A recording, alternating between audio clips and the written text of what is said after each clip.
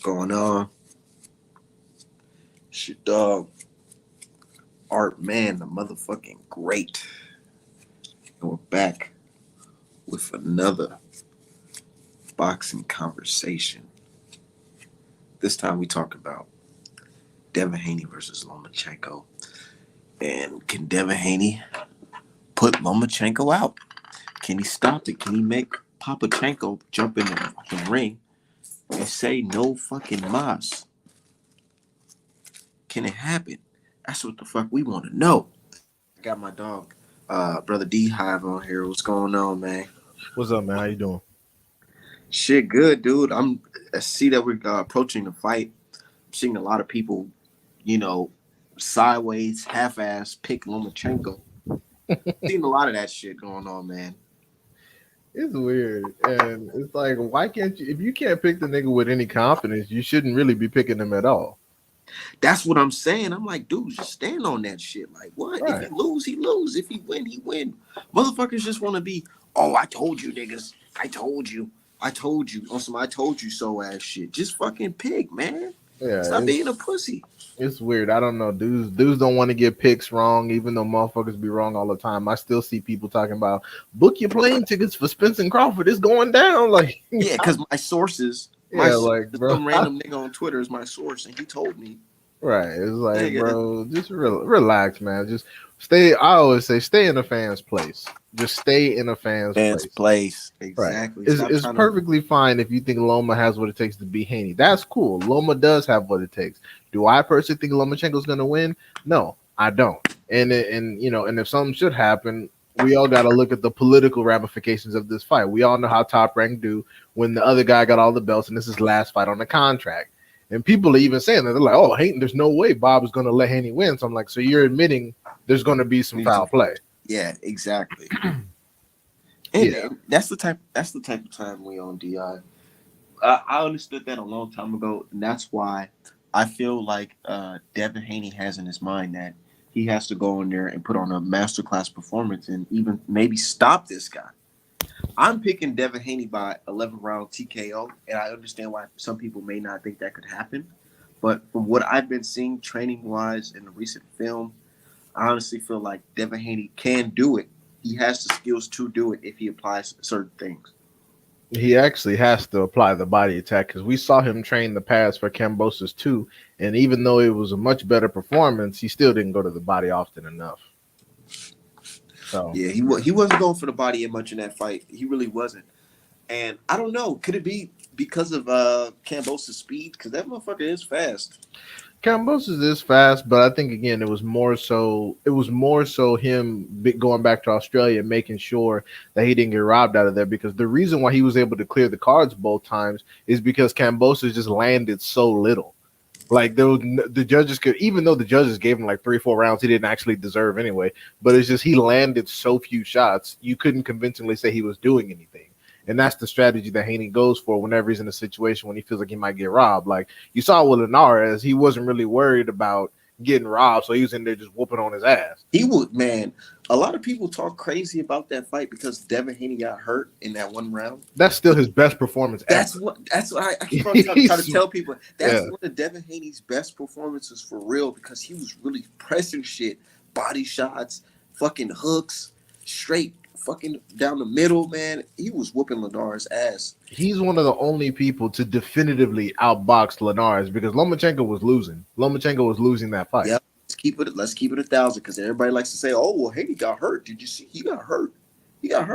But did you see how when Linares fought Lomachenko, it was a very competitive fight.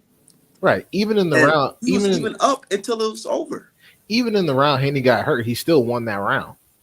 So it's like y'all can talk, y'all can say all that now, that all sounds good, but at the end of the day, he still cleared that round. And like I said, y'all are basically saying Haney is so good that the only career errors he's had in almost 30 fights is a 12-second lapse in judgment in the 10th round.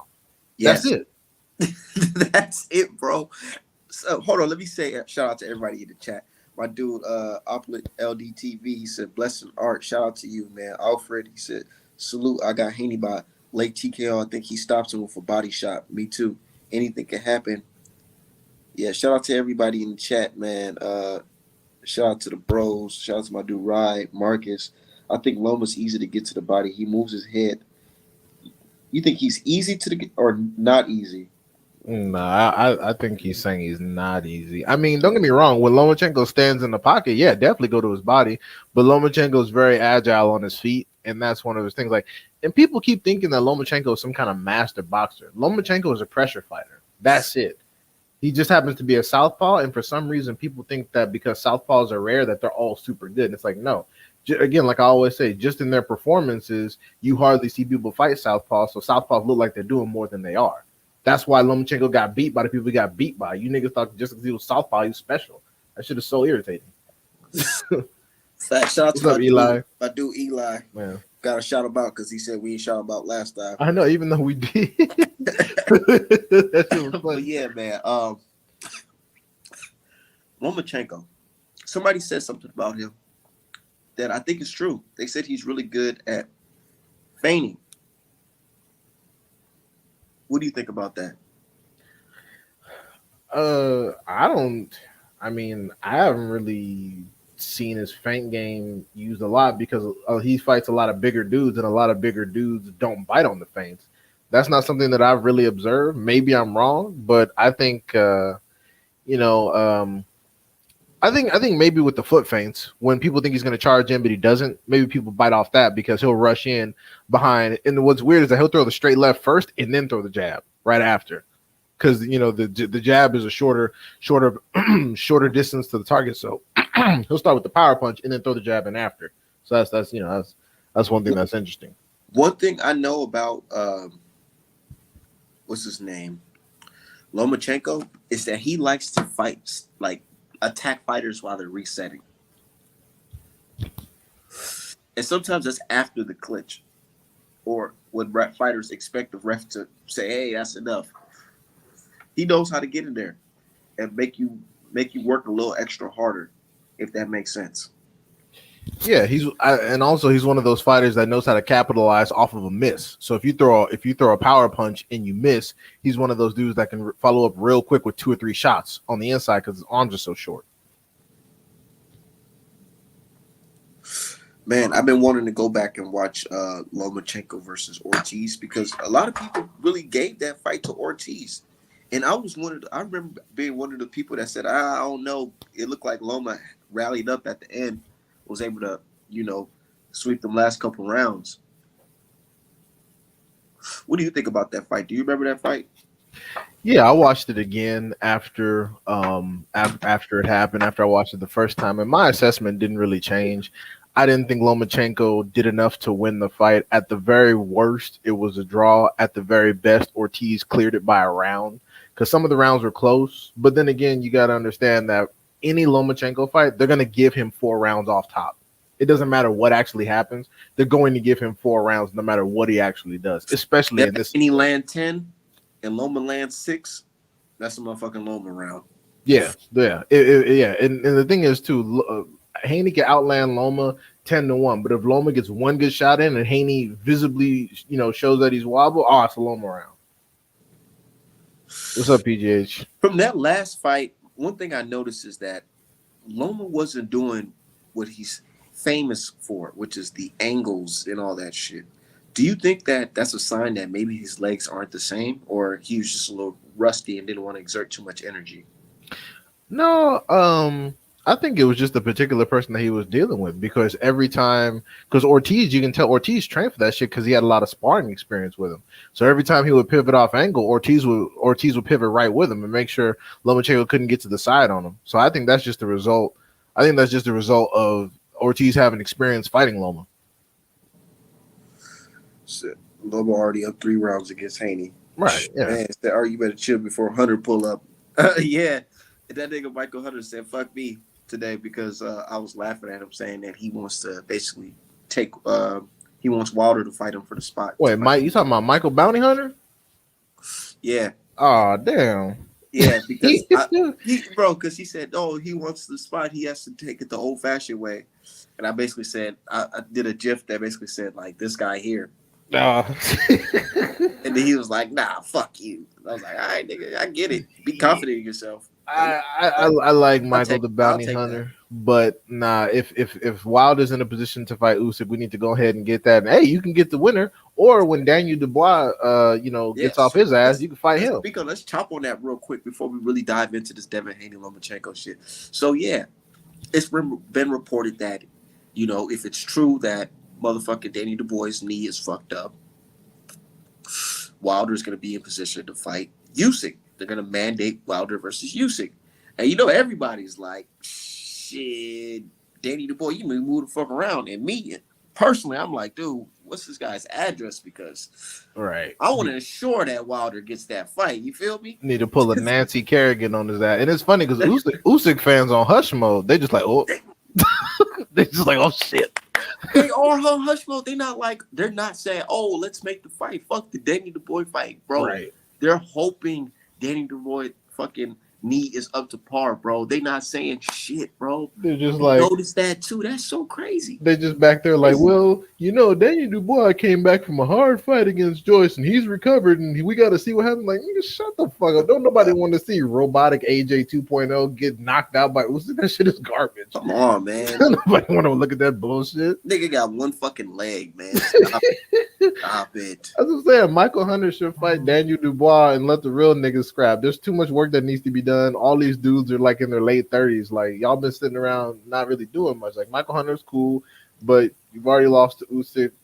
That is what it is. Dubois, get the fuck up out of here, bro. Don't nobody care what you're doing. Like, nobody cares. So, yeah, man. And Fury ducked Usyk, so I don't really care what you're talking about either. You know what I feel like Fury's doing? He's kicking back until fucking Wilder fight Usyk. And if Wilder win that fight, he gonna be talking that, oh, I beat Wilder before. I can beat him all again for all the belts. Yeah, and I don't know why Fury ducked AJ. I'm like, bro, why are you ducking all these winnable fights? Do you not believe in yourself? Like, Fury, you can't really tell with this guy. Honestly, what I'm thinking is that he don't want to juice himself up again for a fight like that. He wants to save that last juiced up moment for Wilder or a bigger fight. He don't feel like there's money in the Usyk fight for real. That's what I think.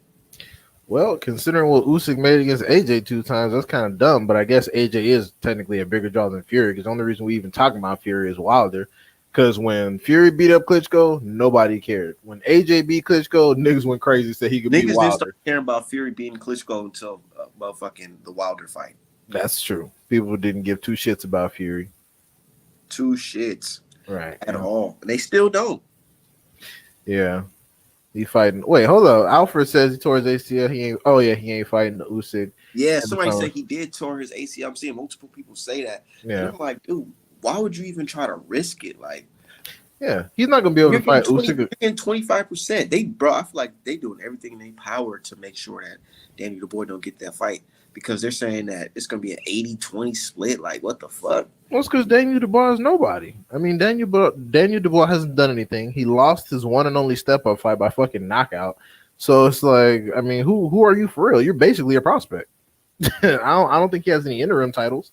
So yeah, he's basically some random ass prospect that's supposed to be easy money for Usyk toward the end of his career. Yeah, like, come on, bro. Just step aside, nigga. You'll probably make more money stepping aside than you would fighting Usyk. And you preserve your career because fighting Usyk with a torn ACL, a guy that's known for moving, is stupid. All you're gonna do is get re-injured and get beat up. Because Daniel Dubois is not good. He's not gonna win. He's not gonna win at all. He's worse than AJ. AJ come back right now and knock Daniel Dubois the fuck out of here. Said not even KO. He quit. He got on a knee and pushed out against Joyce. He was like, fucking Joyce jabbed his eyeball out. And he said, "You know what? I'm done." What just happened to Joyce ass? Got both eyes shut by Big Bang Zhang. Now people are like, "Oh, Zhang might do something wild." I'm like, "Okay, y'all just."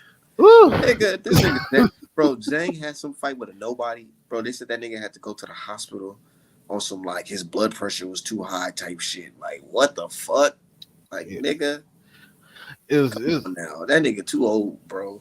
It's just funny to me. Recency bias with all these dudes. Like they talking about Zhang. If Wilder called out Zhang right now, y'all would swear he's ducking Usyk and call it a cherry pick. So I'm not even trying to hear all that. If Wilder Oh, fought Zhang and beat him, it'll be another Haney Cambosa situation. right. Like this dude's the ultimate badass until the wrong person beats him. Hmm. Man, and speaking of Haney, look, I've been watching the film, right? And he's been looking good, man. Body shots, hooks, straight down the middle. And when he's throwing that straight down the middle, I noticed that he's not like, just aiming high. He's actually shooting that shit pretty low. He's shooting it real low, like as if Loma's face is going to be right there because Loma's shorter than him. Right. I feel like that might clear Loma shit, man. You never fucking know in this sport of boxing. Because everybody's on Twitter saying, man, there's no way Haney can stop Loma. No way. But you motherfuckers was the same guys telling me last week that you were 100% sure that Rolly was going to stop this old man. You know what I'm saying? I mean, he did stop him, but come on. You know what we're talking about. Like, Deontay Wilder sleep his ass type shit. These are the same dudes that told us that Ryder wasn't going to go 4 rounds. Like these are those people. These are the same dudes who said that Joe Joyce could knock out Wilder. These are these people. Like, I'm trying to tell them, like, y'all so sure, y'all so 100% sure this happens. Like, bro, then why are you even gonna watch the goddamn fight if you already know? Like, let's keep it 1,000. Like, things can happen in the sport of boxing. Right. I personally don't think that Haney is going to stop Loma, but I'm not dumb enough to say it's impossible. Shit, like I even said, if Haney implements a steady body attack in his offensive arsenal, he's going to get a lot more stoppages, and he's going to win some fights he's not supposed to. And when I say stoppage, I don't mean like, oh, this nigga's going to straight one punch KO and clear him. I'm saying like it could be a lot of different things, like a cut. It could be a stoppage to the stomach, like motherfucking Ryan Garcia taking a knee. It could be a situation where the camp throwing the towel. It could be a situation where the ref jump in. But one thing's for sure, I feel like Devin Haney is going to stop him. And if he don't stop him, he's going to completely dominate him. Embarrass him worse than any other fighter Lomachenko did fought.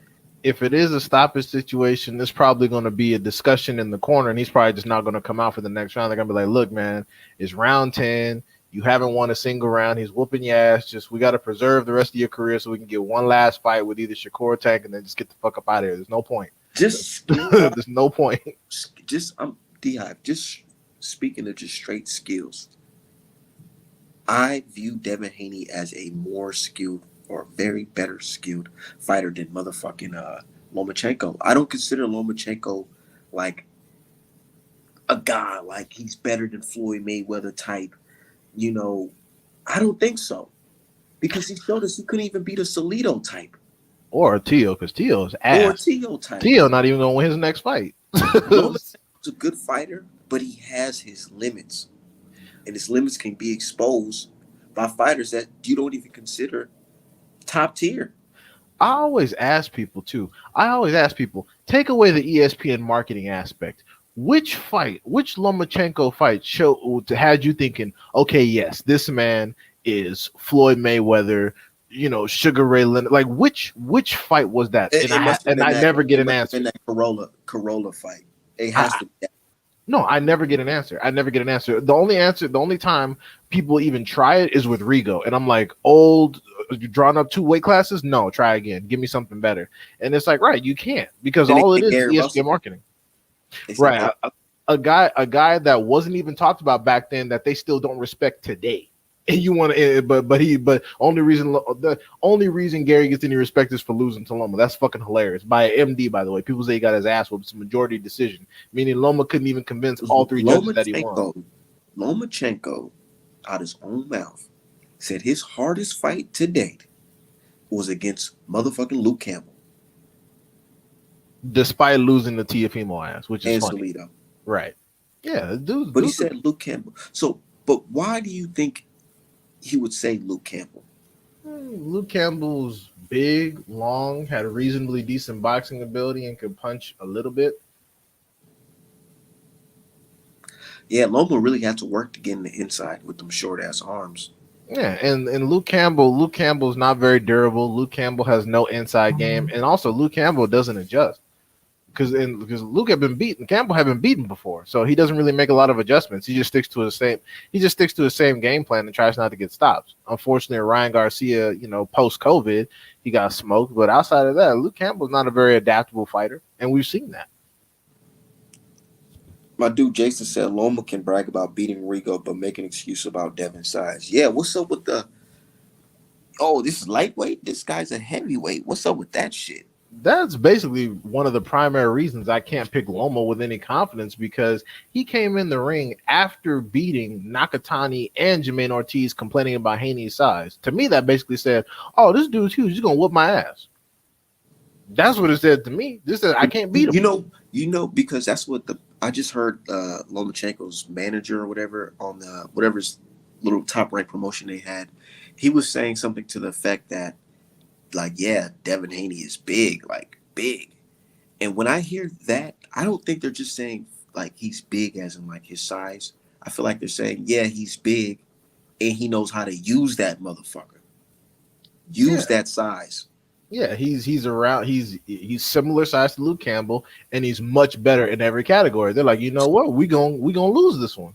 And then they're and also they're trying to lube up the public for already made excuses. Again, this dude had no problem with size when he fought Nakatani, had no problem with size when he fought Jermaine Ortiz, had no problem with size when he fought Campbell, but all of a sudden Devin Haney's a heavyweight. Like, bro, you're telling me you're gonna get your ass whooped, just like Terrence Crawford with Spence. You're telling me you can't beat Spence every time you duck. You are telling me I cannot beat this motherfucker, therefore I'm done. Shout out to my dude Dirk. What's up, Dirk? Bro, what up? The guy gave his belt up to Devin Haney when Devin Haney was in his he's in his early 20 now. He was 20 years old. 20.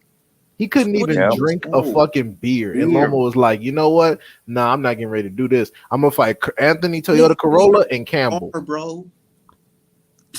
He couldn't drink. People say that, oh, well, he fought the more dangerous fighter in Teofimo. Well, look, just because a nigga. Yeah.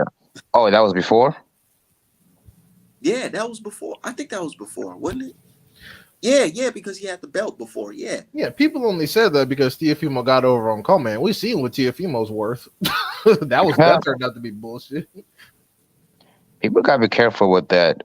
Oh, he got power, so he's a better fighter. Like, it's more to boxing than just knockout power, bro. Like, I think Ryan Garcia proved that. But I digress. People say Devin has no pop ass, but he starts to move up in weight since he's already big. He's probably gonna have his power. He may be losing power on his weight cuts. I agree with that to a certain extent, because look at Montana Love. Nah, that's a bad description. I know he looked like a clown. I know he looked like a clown in the last fight, but to be fair, when he was at 135, he wasn't knocking shit out. When he went to 140, he started hurting people. With all due respect, Montana Love, I think that's just a massive skill deficiency issue. I think Montana is just simply not that good. That's why he don't really knock shit out. I feel like he just lacks like that real confidence, that real dog. Montana's just not good. Let's use a different example then. It's not good. To me, Shakur looks a lot stronger at 135 than he did at 130. I can just tell by the way he's punching. So I feel like Devin potentially should be a lot stronger at 140. But the motherfucker's coming into the fight on fight night, he's gonna be like 140 something. Yeah, but he wouldn't have to when he rehydrates. Yeah, but even when you rehydrate, it's not the same as when you're, you still have to cut a lot, and you're not gonna recover over in one night. Or 24 hours. It's not gonna be. You're not gonna be the same guy. The Blood, Sweat, and Tears episodes, right? And one thing I've seen is that Devin has a good nutritionist, and he says we're eating all the way up to the scale. Do you feel like that can play a good part in helping his performance, having a nutritionist? 100%. Look at Spence before and after nutritionist. Spence was in. I mean, don't get me wrong. Spence looked great the entire time, but you saw, there was an issue with him. His ability to get knockouts, and he said that his camps weren't great because the weight cuts are hard. There really wasn't that many issues up until the Ugas fight. He went in there and dogged this dumbass, albeit because Ugas decided to fight like an idiot for whatever reason. But yeah, and that whole media workout and everything leading up to the fight, Spence looked great, dude. Like He did. comfortable, all that, Yeah, dude. he looked like Terminator. And let's be real. Unlike Spence, Devin Haney is usually in around fight weight. Like he doesn't blow up between fights. Like Yeah, in the he past, Spence was doing that type of shit because he You likes to said eat. 150. How much? How much is that from 135? that's about 15. Should be 15 pounds. Yeah, Uh, exactly. 20, That ain't 20 that or big. 15. Do you believe him, Man, or you think he could? nah, hell no. I think he's bigger than 150 on fight night. No, he said on Oh, his walk around weight walk around weight. He I mean, says walk around. people probably try. more like 160. Yeah, people try to make it seem like he's walking around at damn near 200. I'm like, no, bro, like he's not that big. People keep trying to. It's just like what people try to do with Tank. They try to make Tank seem like this huge dude because he has lots of tattoos and he punches raw. I'm like, bro, Tank is a little guy. Tank is a very, very little guy. He's smaller than Loma. So yeah, Devin is Right. not walking around at light heavyweight when he's like when he's off season. Like that's stupid. And shit like that just makes me feel like Loma's more pussy for saying, "What are you, a heavyweight?" All these dudes are making excuses. They're ready to put Loma back atop the pound for pound list for beating a guy that they didn't even think deserved to be on it. But if Loma gets his ass whooped, they want to say, "Oh, well, he's old, he's washed. He was past his prime already." So that's a good win, but it doesn't really count. So therefore, Devin Haney gets no respect and got to move up and fight Shakur and Tank and Godzilla and all these niggas to get an ounce of respect. Like, get the fuck out of here, man. Look, I'm gonna be real with y'all. I think Devin's gonna win this fight. I'm just not on the same page with y'all when you say he's gonna whoop his ass. I think it's gonna be semi-competitive I think. because Oh, go ahead. I'm sorry. stylistically, Loma's weaknesses is not Devin's strength. And what I mean is by watch the people who gave him the most trouble: Linares, Lopez, and Jermaine Ortiz. They all pushed him back. Now we know I don't think that's really Devin's strength. Fighting on the front foot, pushing people back at least, and he's going to have to do that consistently because when you let Loma take initiative or take the lead, that's where he's at strongest. But when you push him back, all of a sudden he looks human. On them little angles, all that shit goes away. And So, I'll love to counter that because I feel like people think of like fights prior to the Linares versus Devin Haney and the motherfucker Devin Haney versus Cambosos too. Because if you look at mhm, fights, Devin Haney is pushing the action. Look at the 10th right, round against Cambosos. Devin Haney is walking him down. Cambosos literally had to get on his bike. He literally got on mhm. his bike. And I feel Well, like yeah, looking at the training now, I see that Devin Haney they're basically practicing on walking this guy down. That's right. what I'm seeing. I think it's I'm gonna. not seeing Devin just hitting the pads, throwing the jab. I'm seeing him throw fucking straight right hand, coming in the inside, right hook, left hook, up top, straight down the middle. Now you don't I'm want to fight Loma on the inside. That's where he actually has his edge. Um you're gonna want to walk him down, but at least keep it mid range to a certain extent. You don't want to fight the dude in the phone booth, is what I'm saying. I think it's going to be an ass whooping, but I still think the decision is going to be split simply because Lomachenko is Lomachenko, and I already know the script. I Hmm. think it's gonna be But I straight don't think. ass whoop. Yeah, I I hope don't I'm think. wrong, bro. I want him to whoop his ass. And I don't want it to be close where people can have excuses and say, "Oh, it was a robbery," because they always do that. Because it's not. And, Well, I mean, people are going to say that regardless. But my thing is, I think for the first three or four, it's going to look competitive. And while Devin Haney's still winning a decent amount of the rounds, but they're probably going to give those first four to Loma. But I think that toward the middle, because Devin Haney's punches can land on Loma before vice versa. So I think it's going to be a lot of slick counter punching, a lot of jabs, a lot of straight rights to the gut, and the rear uppercut that Haney throws when people are coming in on him to back up Southpaw specifically. So I think combine all those factors, and he's going to get a decision, and it is going to be definitive. But people still going to talk shit because they're going to give Loma 4 rounds that he didn't even win. God forbid he actually start winning some rounds. They're going to give him the whole fucking fight. that's your prediction. Want to hear my prediction? Yeah, I think it's gonna be somewhat competitive for like the first 2 rounds. And I think Devin Haney's just gonna start walking this dude down, beating him with hooks, straight right hand down the middle. And the key is that 1-2. That 1-2 is gonna fuck Lomachenko up, rattle his shit. And then when he's all fucked up, that's when Devin Haney's gonna go in there and start mixing it up to the body. He's gonna be in there throwing body punches. But I think Well, that yeah. 1-2 is gonna pop it off before Devin Haney really start going in on him. Well, and I think Devin Haney's gonna win down there every round. Well, Haney can't focus on being a headhunter because if one thing we know about Lomachenko is he has good shoulder endurance and he keeps his hands up for all 12. He got good defense, at least coming forward. Yeah. He's definitely not an easy target. This ain't look.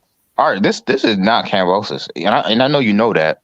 I know, and but trust me. Look, I understand, but I honestly believe that Devin Haney is in the right hands with his coaches. Mm-hmm. Mentally, I feel like he's in the right place. I don't think that Devin Haney is going to this saying, "Oh, I'm going to fight this guy like I fought the last guy or the guys before." I feel like they've been practicing on this shit for 4 years to come. You know what I'm saying? And they know what they have to do to beat this guy. There's no, we're going to just try to box him and see how it goes with the scorecard. It's complete domination. And that's what I want to see because we all know Devin can outbox people from the outside and keep his distance. I want to see if he can. I want to see that. I want to see him bully somebody, especially a nigga this size. You should not be the one backing up against a man of this size. Yeah, you should be bullying him. He got to go to the body from the first round to the last round until that dude quits. Because again, you dealing with people. You did, because then the thing is too, this is not going to be the only southpaw you fight in your career. You got Tank, you got Shakur, you got fucking Regis. Like these what are punch skills. Do you think will be able to land on Devin Haney the most? Probably the straight left, to be honest, because hopefully he's made some adjustments. But whenever he's evading offense coming in, he leans over to his right. His primary defensive tactic is to bend at the waist and lean to his right. Lomachenko could launch a straight left right into that and even catch him off balance to get a knockdown. And also, Loma is one of the few fighters that does know how to fight out of a clinch. So you got to be careful with that. Like he does have a wrestling background. He's really good at getting out of a clinch. Yeah, and punching out of the clinch. He punches his way in and punches his way out. Yeah. Yeah, I remember, like I said, like all the Eastern Europeans do that to get weird knockdowns that probably shouldn't even be knockdowns. Better Biev and Triple G do it well. I mean, if you go back to the first round in Jacobs versus Triple G, that was a bullshit knockdown, but they gave it to him, and that cost Jacobs the entire fight. Because without that knockdown, Triple G doesn't beat Jacobs. Right. Yeah, he fucking loses. He didn't win that fight. That's why whenever people Triple G beat Jacobs. Oh, Ryder beat Jacobs. Triple G won that fight on that phony knockdown, but Ryder didn't even beat Jacobs. Ryder fucking lost. Bro, they robbed Jacobs. Nah, even though I disagree with if you think he's gonna knock out Loma, that shit will be funny. Yeah, I've been calling this dude a pillow fist, all this shit. What happens? He got knocked out by a pillow. Yeah, what happens in boxing if Devin Haney knocks out Loma? Man, first of all, they'll say that the reason why it happened was because Lomachenko was fighting diligently as a sniper in the Ukrainian special ops and has 60 Russian kills to his name, and all of that exerting all that energy took it out of him, and so he stopped fighting Devin Haney to preserve the rest of his career. You know, they already got that fucking story lined up. Man, I'm watching this highlights of Ortiz versus Loma. It's just like I don't understand how people can look at this and be like, "Oh man, Lomachenko, his style is just too much for Devin Haney." But I seen motherfuckers say Ortiz will whoop on Haney, which I thought was fucking hilarious. Like, but in those highlights, you do see that when Ortiz was the most successful is when he was pushing Loma back. You saw that, right? Absolutely. I do see that. Once he got tired and Loma took initiative, it was over. When Ortiz got tired, that's when Lomachenko capitalized. You think Devin Haney's going to get tired? No, he's not going to get tired. But what I'm saying is he's got to be aggressive more than he usually is. Right, because again, Lomachenko's up on all the cards right now while we talking. Yeah, in the moments where Devin Haney's not doing anything, they're just going to give Lomachenko the rounds for pushing the action, whether he's landing or not. And that's what makes us fighters, FBA fighters, very special because motherfuckers know we're down on the cards. We're down and out in life. And we just got to fight harder than usual just to get above, man. Well, you'd be surprised. There's people who think that black fighters get all the decisions. Which is fucking stupid. I seen that. Which makes no sense. I seen that. The PBC blacks always robbing people. What's his name? What's that kid that fought Saturday. Sims fight. Kenneth Sims versus Yeah, Akhmedov. yeah. Yeah. I Bro, kept saying that he bro, black. we've seen the story before. Activity does not beat clean punches. And the thing is, too, the last two fights where Akhmedov lost, hey, okay, maybe those are robbers. Barrios, the nigga got dropped twice, so you can argue that one.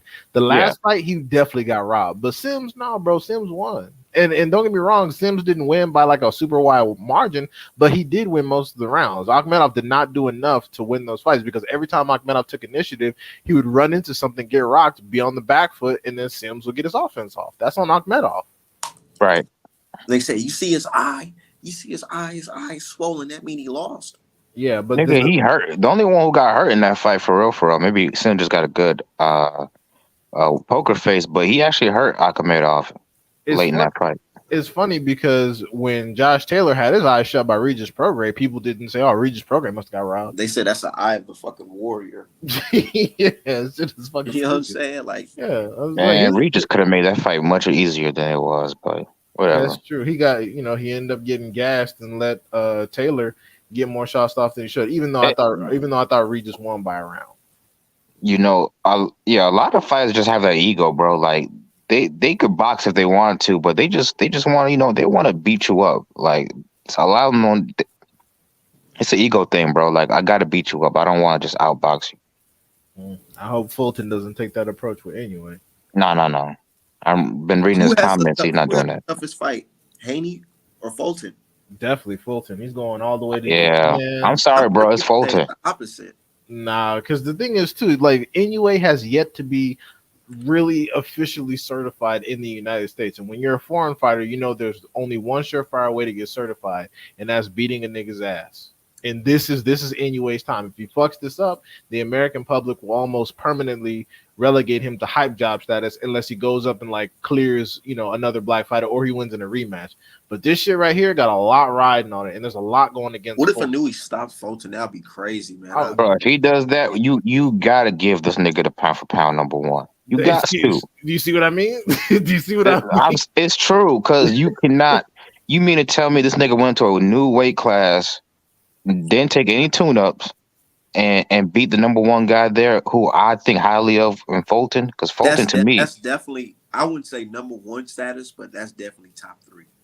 Yeah, I think Inoue is top 3 pound for pound right now, or at least top 5. But the thing is, like, give him the number one spot now. Like, you'll have a good argument depending on what happens. and who else is in the running though?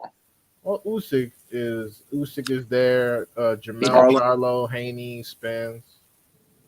I don't think Jamel. Yeah, Jamel to me deserves in the top 10, but number one. I think Charlo, he's up there to be number one. To be honest, because you got to think about it. 154 is a stacked ass division, bro. And the thing is, like, all those different styles. It is, but Fulton. Let's be real. Fulton to me, as a win, single handedly overcomes all 4 victories that he had at 154. Honestly. That's how highly I think of Fulton. By clearing Inoue, that's what you're saying? Yeah. In a way, beating Fulton means more than beating that Argentina nigga. What's the name? Castaño, Banana, and Harrison. There's, that's an argument to be had. I'm not gonna necessarily agree that it destroys Mel's entire body of work, but to say that Fulton. The thing is, too, if Fulton had more power, I would agree with you. But Inoue is coming in with a decent amount of advantages. So, first of all, you got to think about he's coming up in weight, and yeah, just like Devin Haney, people say he ain't got no power, but he got respectable power. Inoue is not some small dude, though. You said who's more skilled? It's Inoue or Lomachenko. Who's more skilled? I would definitely say offensively. See. No, I would say I don't know, bro. It's kind of close, but I would say Inoue is more dynamic. If that makes more sense. Lomachenko's more skilled. Anyway, I feel like it's just that power be making motherfuckers feel. Well, I'll say this: Inoue is better on his back foot than Loma. I'll give you that. Not in my opinion. That's a fact. Loma is not good on his back foot at all. That's why he's not a complete fighter. Well. But I'll say Loma is a better inside fighter than Inoue. I'll for sure. I think Lomachenko is a better boxer than Inoue, but Inoue is a better fighter. and I think that Inoue has more power, and and his power shapes his fighting style. He, fights to his advantages. His primary advantage is power, so he fights like it, and he doesn't even waste time trying to box. He just goes Man, in aggressively trying to get Yeah, stopped. he's a boxer puncher. In a way, look, he's like a with the man, he's like a with, Tank Davis or a Boots Ennis type of fighter. He's a I agree boxer with puncher. when it comes to Jamel because man, it's one thing to get the belt, but to keep the belt and defend it against hard, tough motherfuckers. Look, he fought. I know we look at Rosario like, oh damn, that motherfucker ain't shit, but he fought Rosario after stopping motherfucking J Rock, And people were stopping, picking Rosario to beat and Charlo people were too picking Rosario to beat him. by stoppage. They said he They was going said to get those two, knocked out. bro. They said the brothers was gonna lose that fight, both of their fights. Charlo versus Derevchenko and fucking Banana versus Charlo. They said the motherfuckers was gonna lose that fucking fight, both of them. And Mm-hmm. they won. It was dead silent. It was complete silence. Hey, well, the So good this, news is he'll get more credit if he beats Tim Tszyu now after Tim Tszyu beat Harrison. Oh, and he'll get more credit because people are saying Tim Tszyu going to beat him, and Jamel's ducking by trying to heal. I his am rib. scared about the inactivity, though. I have to be honest. I feel like he's still working out and training and shit. Oh yeah, definitely. But you can't recreate real fight, live fights. So, and Tim Tszyu, I think Tim Tszyu's a little bit better than we thought. We have to give him that. So it's not going to be easy. Nah, Based off what though? nah. Especially since Mel makes a lot of mistakes. As talented and as athletic as he is, and he's got a great jab, great chin, all that shit, and knockout power. Mel makes a lot of fundamental mistakes. That's why Crawford, he's so confident when he talks about Mel, like because he knows Crawford he is, bro. Crawford is confident because he's not fighting any of the people he's talking about. He doesn't plan Well, on I really fighting any of think these people. I think he would beat Mel. I'm gonna be real with you.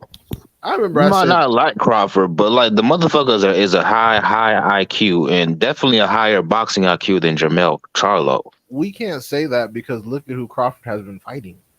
It's not about who he's fighting. It's like Boots Ennis, bro. Like you know who the real fighters are, bro. Let's be real.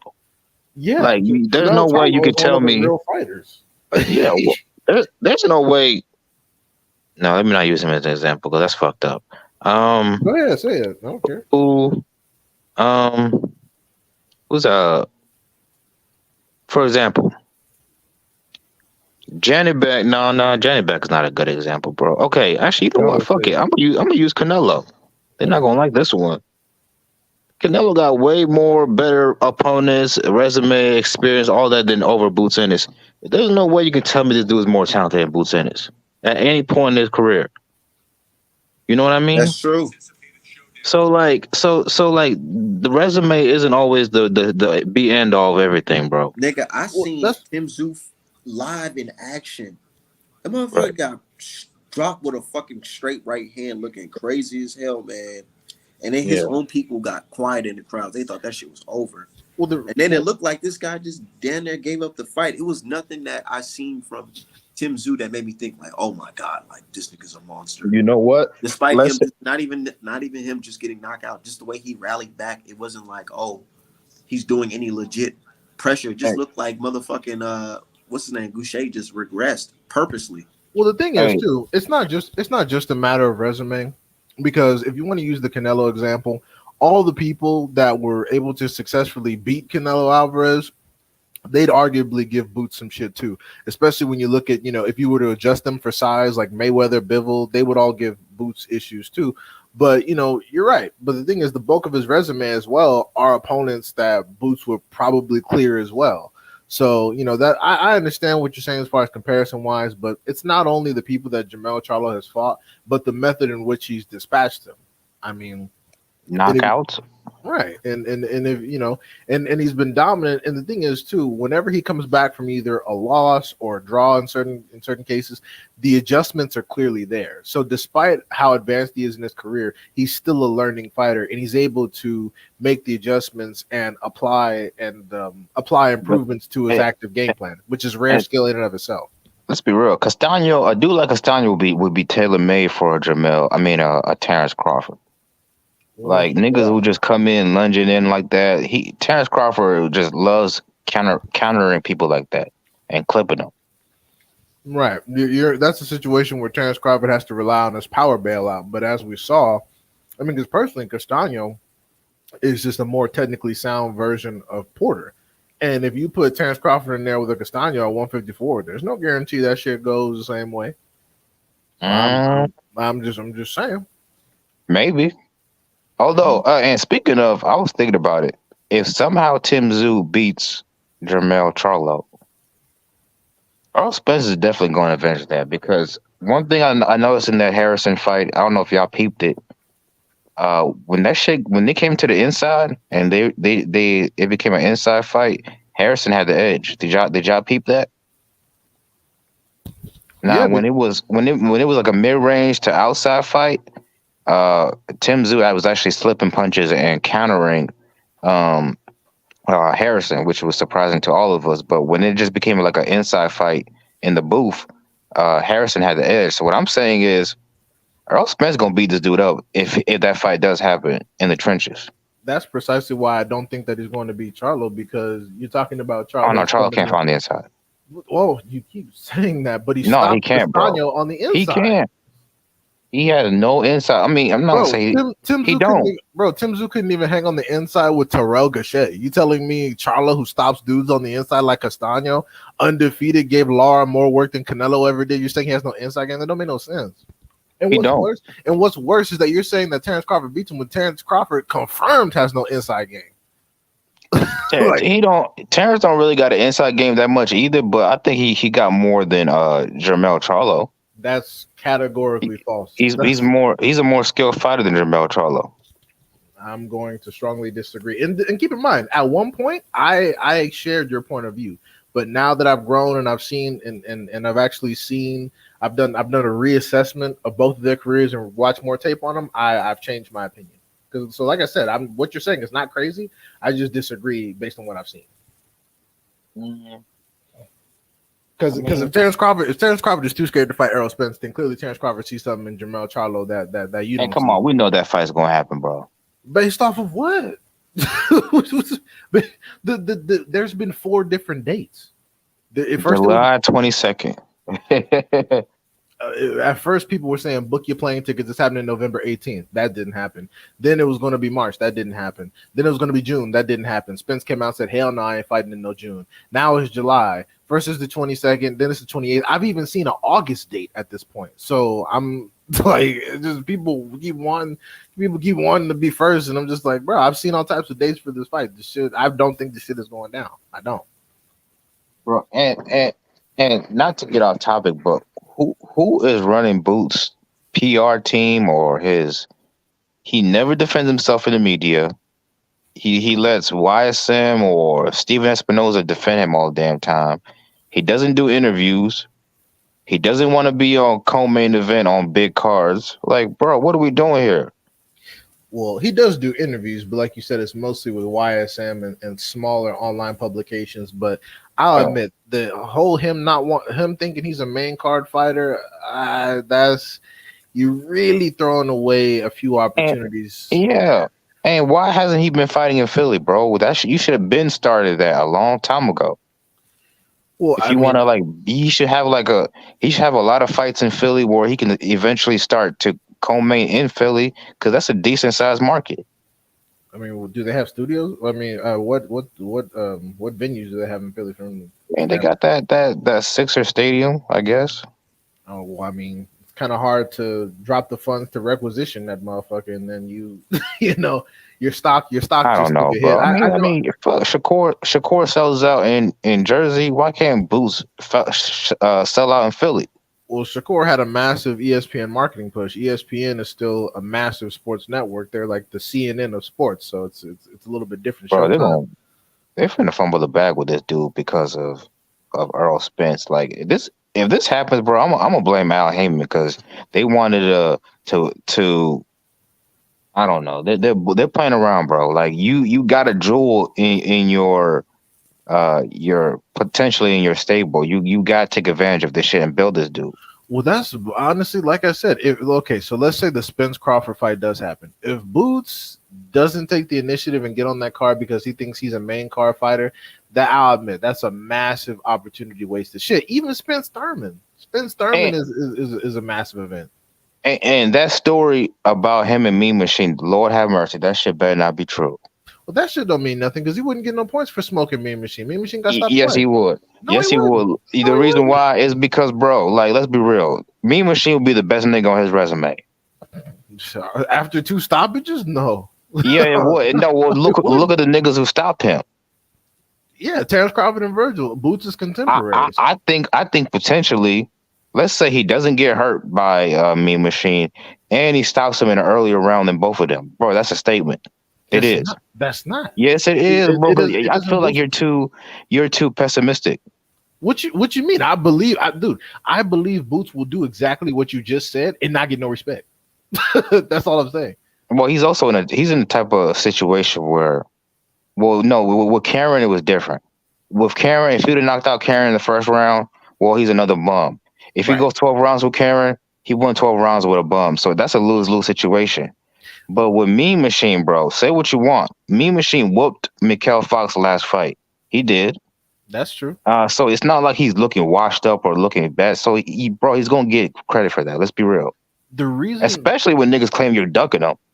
The reason why I say this is because number one, trying to set up the Roman Villa fight, who beat up Speedy, who actually ducked you, that's a better option if you can actually get it. So if he secured that, then that makes a lot more sense. So it all depends on who the next opponent is.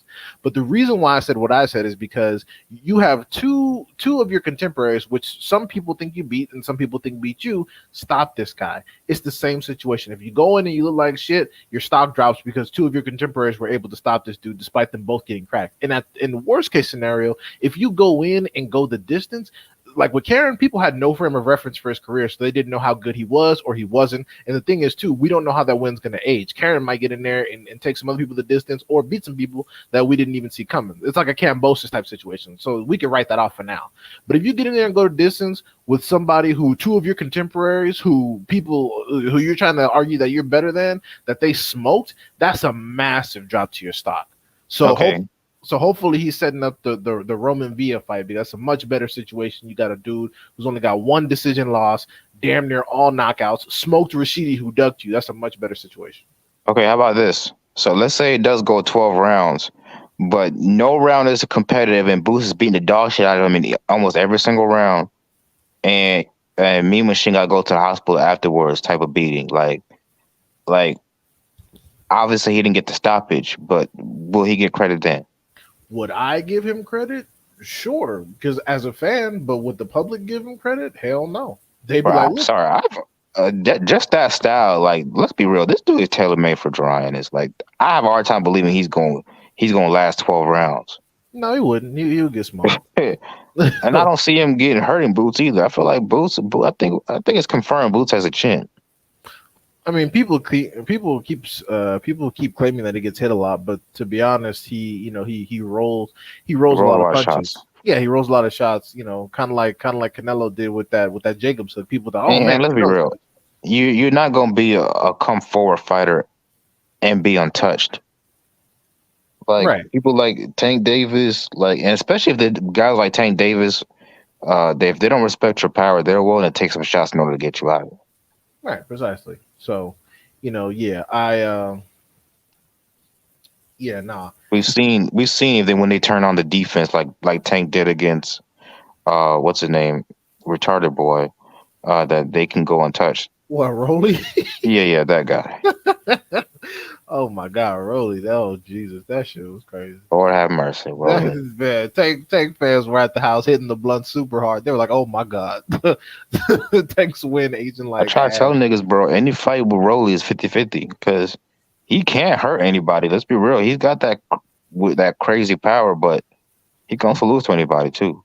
I was talking to Julius. Julius said that Rolly would clear him with ease. I said that it might be a difficult fight because the guy he's fighting has over 20 knockouts. Anybody with 20 plus knockouts, they get punched. They're a certified puncher.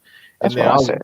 I was watching the fight. I was like, oh shit. I was like, oh my God, Rolly. But niggas are gonna tell you, well, who has he fought, nigga? Do you realize how hard it is to knock out a grown ass man? Knocking out an adult is very difficult. I've been punched and I've punched people and I've never been knocked unconscious, but I've gotten rocked and I've rocked people. It's not an easy thing to knock out an adult, especially someone who's been training their neck. It's very hard. Right. Like some of these dudes are durable, like the so-called journeyman. Yeah, like I mean, not to toot my own horn, but I have very like like you know how Yo Romero is like he had his spinal disc fused, but I have big traps. So even as a child with a skinny neck, it was kind of difficult to knock me out when I did get hit. I know if I got punched now, it would be that much harder because now my neck is thick. I have traps as well, so that's just how it goes into. That's why it's hard to knock out Yo Romero because his head hardly turns because he has a spinal disc fused back there. So Canelo and Tank, both of them has got them thick ass necks. Yeah, just like that's why Mike Tyson trained his neck all the time. Exactly. Yep. What you think about my boy working though?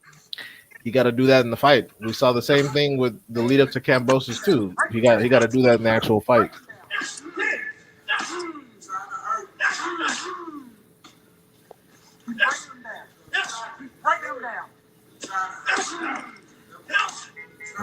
This looks good, but Loma gonna be in there punching back, so we gotta be on it. Right.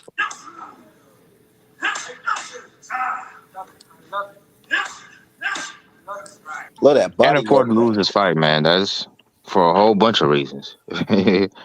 But for me, it's the people like Paulie, bro. You cannot give him the satisfaction. Dude, if Haney lose, black people are gonna be excited. They're gonna be like, "Oh yeah, you can't." And you thought you was gonna fuck with Tank, shit, and then they're gonna give Tank permission to fight garbage the rest of his fucking career. Well, that's the crab in the bucket mentality. But every black person should be rooting for Devin. But that's just me. I completely you can root agree, for who you want, but they not. They're over here on some bullshit talking about fucking black. Look, y'all know me. I rock with Shakur. So if that's gonna ruin the fight if he loses to Lomachenko. That's true because I know that Shakur getting here and Shakur I'd actually picked to knock Lomachenko the fuck out. I think he would stop Loma, and he's gonna be there at the fight. Yeah, I mean, so he's gonna hop in. I'm telling you, he's gonna hop in that ring. They're gonna be like, "Oh hell no! Don't let that nigga in here." Why not? I mean, I'm just kidding. Devin Haney's already addressed Shakur. People are like, "Oh, how come Devin Haney been on hush mode?" I'm like, bro, Devin Haney and Shakur have been on live multiple times. I mean, well, how much addressing needs to happen? Like, what else do you need to say? My only thing is, look, I know y'all want that Tank fight. But if he's not gonna give it to you, I mean, all I'm saying is there's a nigga there and willing to fight you, and you don't gotta go through none of that bullshit with the A side and who gets the most of the cut, all that bullshit. Too?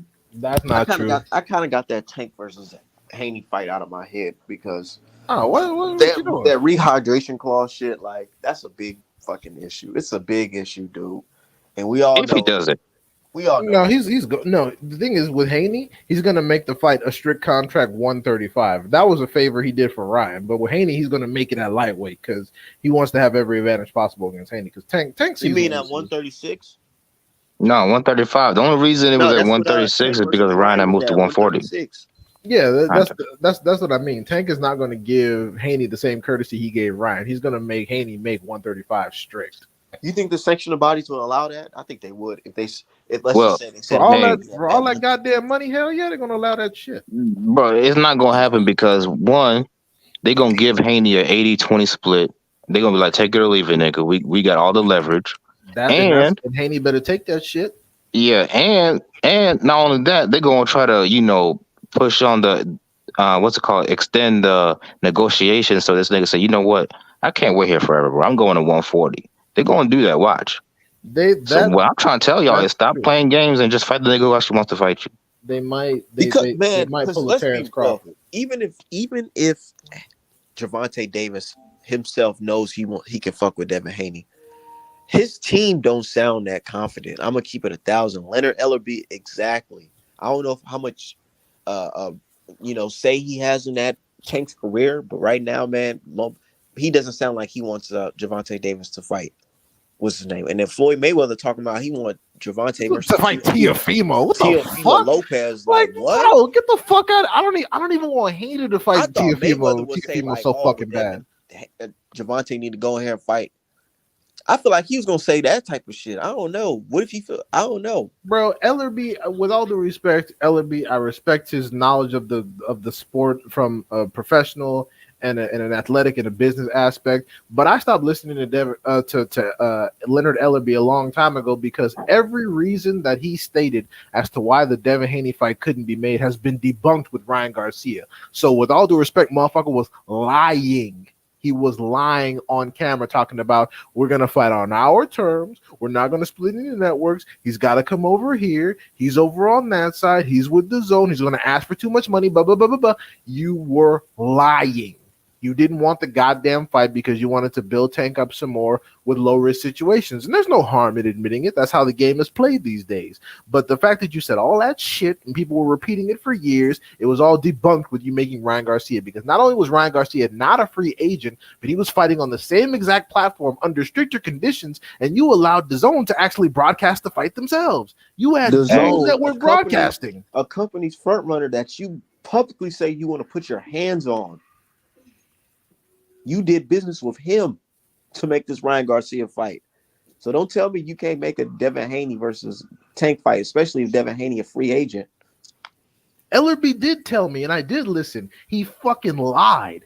That's the situation. And I know there's no plans anytime soon because I'm pretty sure they see what we see. They don't know which. And best believe they're going to be tuned into this fight because Loma is a southpaw just like Tank Davis. So this should tell us a little something. It's not going to tell us everything, but it's going to tell us a little something about how that type of fight could go. Yeah, y'all always say that like people don't make any adjustments. It's just like when people said, "Oh, because Jamel got a draw against Castaño the first time, Castaño gonna knock Jamel out the second time." No, it's not. That's not how it works. But yeah, no. And honestly, too, I think that Tank is going to sit in the pocket, not only use his his recent house arrest situation, even though he could just be sitting in there training. He's going to use that situation and allow the public to put pressure on Haney to fight Shakur. And then guess what he's going to come out and say? Well, shit, nigga, you got Shakur problems. So while he sits over there and schedules a fight with fucking Bozo the Clown. It's like, bro, don't get it twisted. Here's what I think. So if Haney and Tank can't happen next, Haney and Shakur should absolutely be next. There's no excuse for it not to be. That's whatever. But however, why does Tank just peacefully get to fight fucking nobody? Why are people so okay with that? Haney got to fight fucking Loma, Cambosos, Shakur, the winner of Josh Taylor versus TV, Gary Antoine Russell, Superman, like Regis. He got to fight all these motherfuckers, and Tank because fight who? Because D-Hop, we can't ignore the way Tank and his people have been moving this whole time, and they keep telling y'all, but people don't want to listen. No, I know what Tank's team is talking about. I'm talking about the general boxing public. Why do you put all the them too? They should be. They're oblivious. Like it's obvious by this point. This nigga is a attraction fighter. He's not a legacy fighter. He don't care about them belts. He don't care about none of that shit. Clearly, he'll fight Keith Thurman before he fights Devin Haney. Gervonta Davis' career would be if he had all the belts at lightweight. Right. The thing is, I don't care if Tank knocks people out or not. Can we see him knock out some people that we give a fucking chance? Like that's all I'm asking. Honestly, if he does fight, let's say he fights Devin Haney and he wins all the belts, then I will say that they moved Tank's career perfectly. You made him into a star, you turn him into a pay-per-view star, and now he's got legacy to go with it too. That's how you move a fighter. It's perfect. Okay, I would probably choose that route over what Devin's been doing, to be honest with you. I mean, well, they've been trying, but people are determined to not like Devin Haney on some personal shit. They blame his lack of power, and then they'll talk about his dad's antics. Then they'll say because he's from California. Then they'll say he's pretending to be a gangster even though he's a devout Muslim. And then they'll complain that he's a Muslim. So people are just dedicated to not liking Haney. That's all that is. I mean, Devin could definitely change that outlook with his performance with Loma. I mean, you don't necessarily got to knock out Loma, but you got to at least punish this dude, bro. Like I don't think another Cambosos one type of performance is going to do it, even if he win all 12 rounds. I don't. Or whatever you got to do to win, bro. That's all I ever say. I say just win the fight. If you can get the knockout, great. Yeah. Don't push it though, because that's But when you get bad results. Like Boots tried to force the knockout all 12 rounds and end up fucking it up. You don't want to be in the yeah, situation. but no, this is different because Loma is coming to win, bro. And he's not coming there to lay down. He like you, especially if he's down on the cards, he's gonna have to go for it broke, which means there's gonna be opportunities. It'll be different. Right? No, yeah. And by the way, Boots worth to fight a Loma type of fighter, bro. Lord have mercy. Anyways, next, What you mean? What you mean? huh? Boots, He will beat the dog shit out of Lomachenko. Oh well, I mean, yeah, I mean, it's no secret. I think I give Boots a higher ceiling than Shakur personally. So there's no And Devin. all of them. Tank, Yeah, Haney, bro. Like he's a Shakur, better all fighter of than them. Devin Haney right now with none of the belts, none of the accomplishments. Dude. Yeah, I said it. I said it before you. I said Jerron Ennis is the most talented fighter today. He's better than everybody. Everybody. Well, I think he beats Spence. I think he knocks out Crawford. Like I mean, I've said this multiple times. I'm not changing it.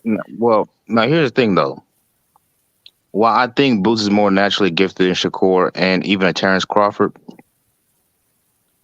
I think Shakur is fundamentally has more skills, if that makes sense. I disagree, and that's okay. Like, let me give you an example. It's like I don't know if y'all watch basketball. Kyrie Irving got more skills than prime Derrick Rose, but Derrick Rose was way more athletic and more dynamic. If that makes more sense, it doesn't necessarily mean Kyrie was a better basketball player than Derrick Rose, but it's just that Derrick Rose was he could do shit that Kyrie couldn't do. Like I don't know, it's hard to describe. You know what I mean, though, right? Like, or even Kobe and LeBron. I think Kobe had more basketball skills or more like offensive skills than LeBron, but LeBron was such a freak athlete that he could overcome some of that talent or skill deficiency, if that makes sense. The only reason I say what Yeah, I it makes say, sense. the only reason I Okay. say what I All right. say is because Shakur's offense is rhythmic, and he does not depart from that rhythm. That rhythm is the same in every single fight, no matter the situation, and eventually that can and will be timed. Whereas Jerron Ennis can change his tempo for the needs of the situation, and he has power to back it all up. At the end of the day, even if Jerron Ennis had no skills, he would have power. If Shakur Stevenson had no skills, he'd probably have a loss by Well, yeah, well, that's true. now. so But which one? Let's say this. Let's say we take away each one of them's athleticism. Which fighter will suffer more? I would say it'd be Boots. Why? Boots has more power. If you take away his athleticism, he still punches real hard. Shakur Yeah, doesn't. he does. Shakur He has does, no. but Shakur part has of his Shakur has Go no ahead. power bailout to get him out of bad situations. I mean, bro, power is only gonna take you so far. But if you take away athleticism and all you have is skills, and that's all well and good, but Jerron Ennis also has a power bailout to get him out of tough situations. If Shakur Stevenson didn't have athleticism, his defense would suffer, and he'd probably have a loss by now because he doesn't have power to bail him out. Mm-hmm. Also, part of Boots' problem is he almost has too much talent that he tries to experiment in the ring at times where like he's switching when he doesn't have to. He's trying out crazy ass lunging hooks like Roy Jones in his prime when that shit is dangerous, bro. You can get countered doing shit like that.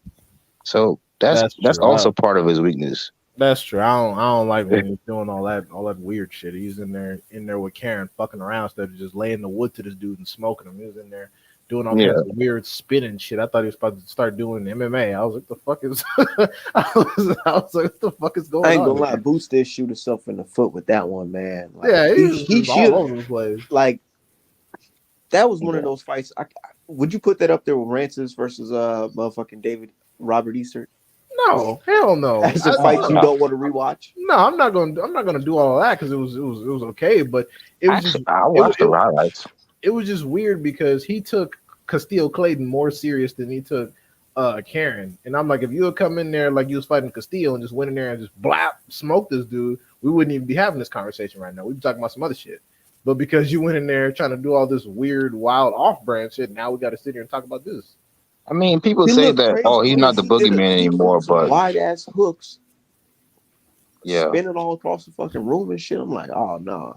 People. It's called strategic silence. People take a strategic silence on fighters that they don't even want to have in the conversation because then that might put pressure. That might put pressure on them on fighters that they like to take those fights. For example, a good example of strategic silence is Subriel Matias. Subriel Matias has been one of the most dangerous fighters in the entire sport.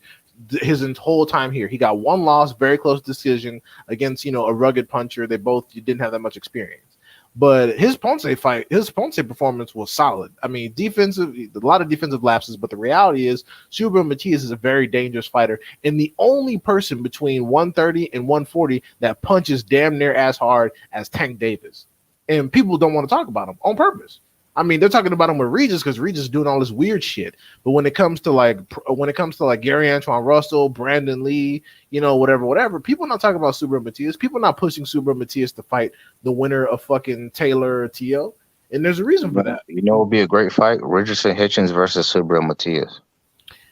Yeah, that would be good. But you see, Hitchens ain't talking that shit. Hitchens talking about Montana Love, who sucks. Yeah, that's he because he know he gonna get over on Montana Love. Yeah, do you respect that or what? No, Montana's terrible. That's not a good win for anybody. Montana's not good. Montana is not talented.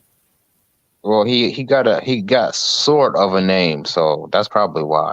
What? Because Eddie Hearn threw a fucking parade for him in Ohio? Fuck that.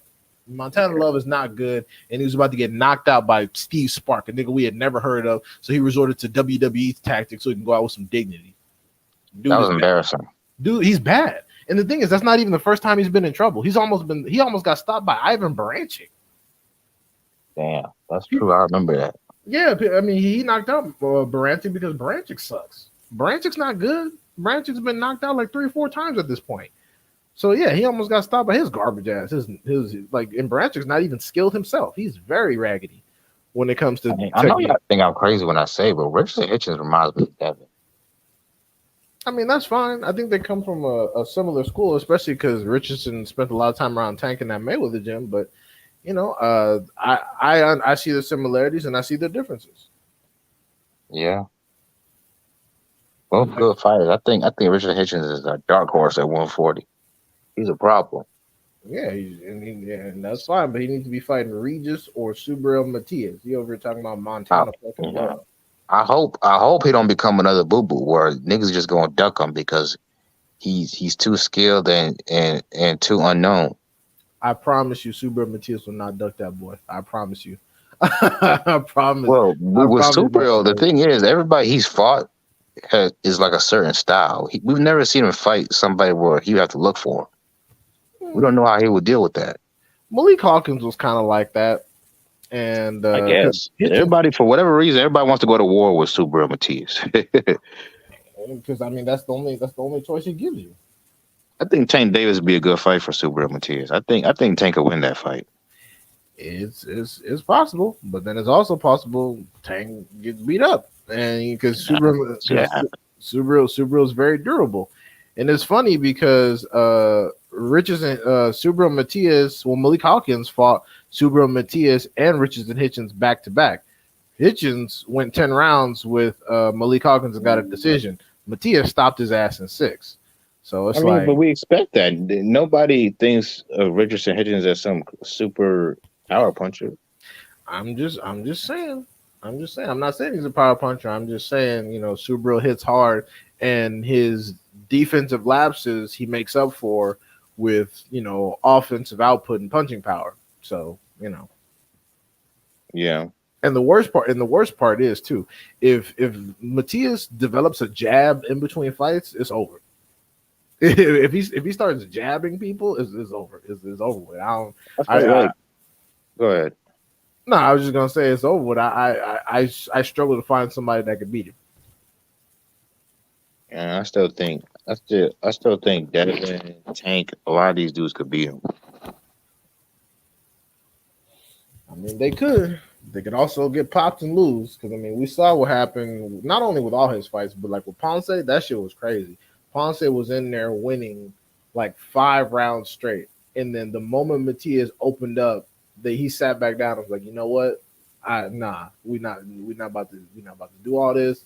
It's a wrap. It's done. We can't do shit else. Let's go home. I was like, woof, Jesus. Yeah, definitely. So yeah, he's scary. He's a scary fighter for anybody. But we'll see. But people need. I think people need to relax on Richardson Hitchens, especially. Yeah, Rolo, you see it.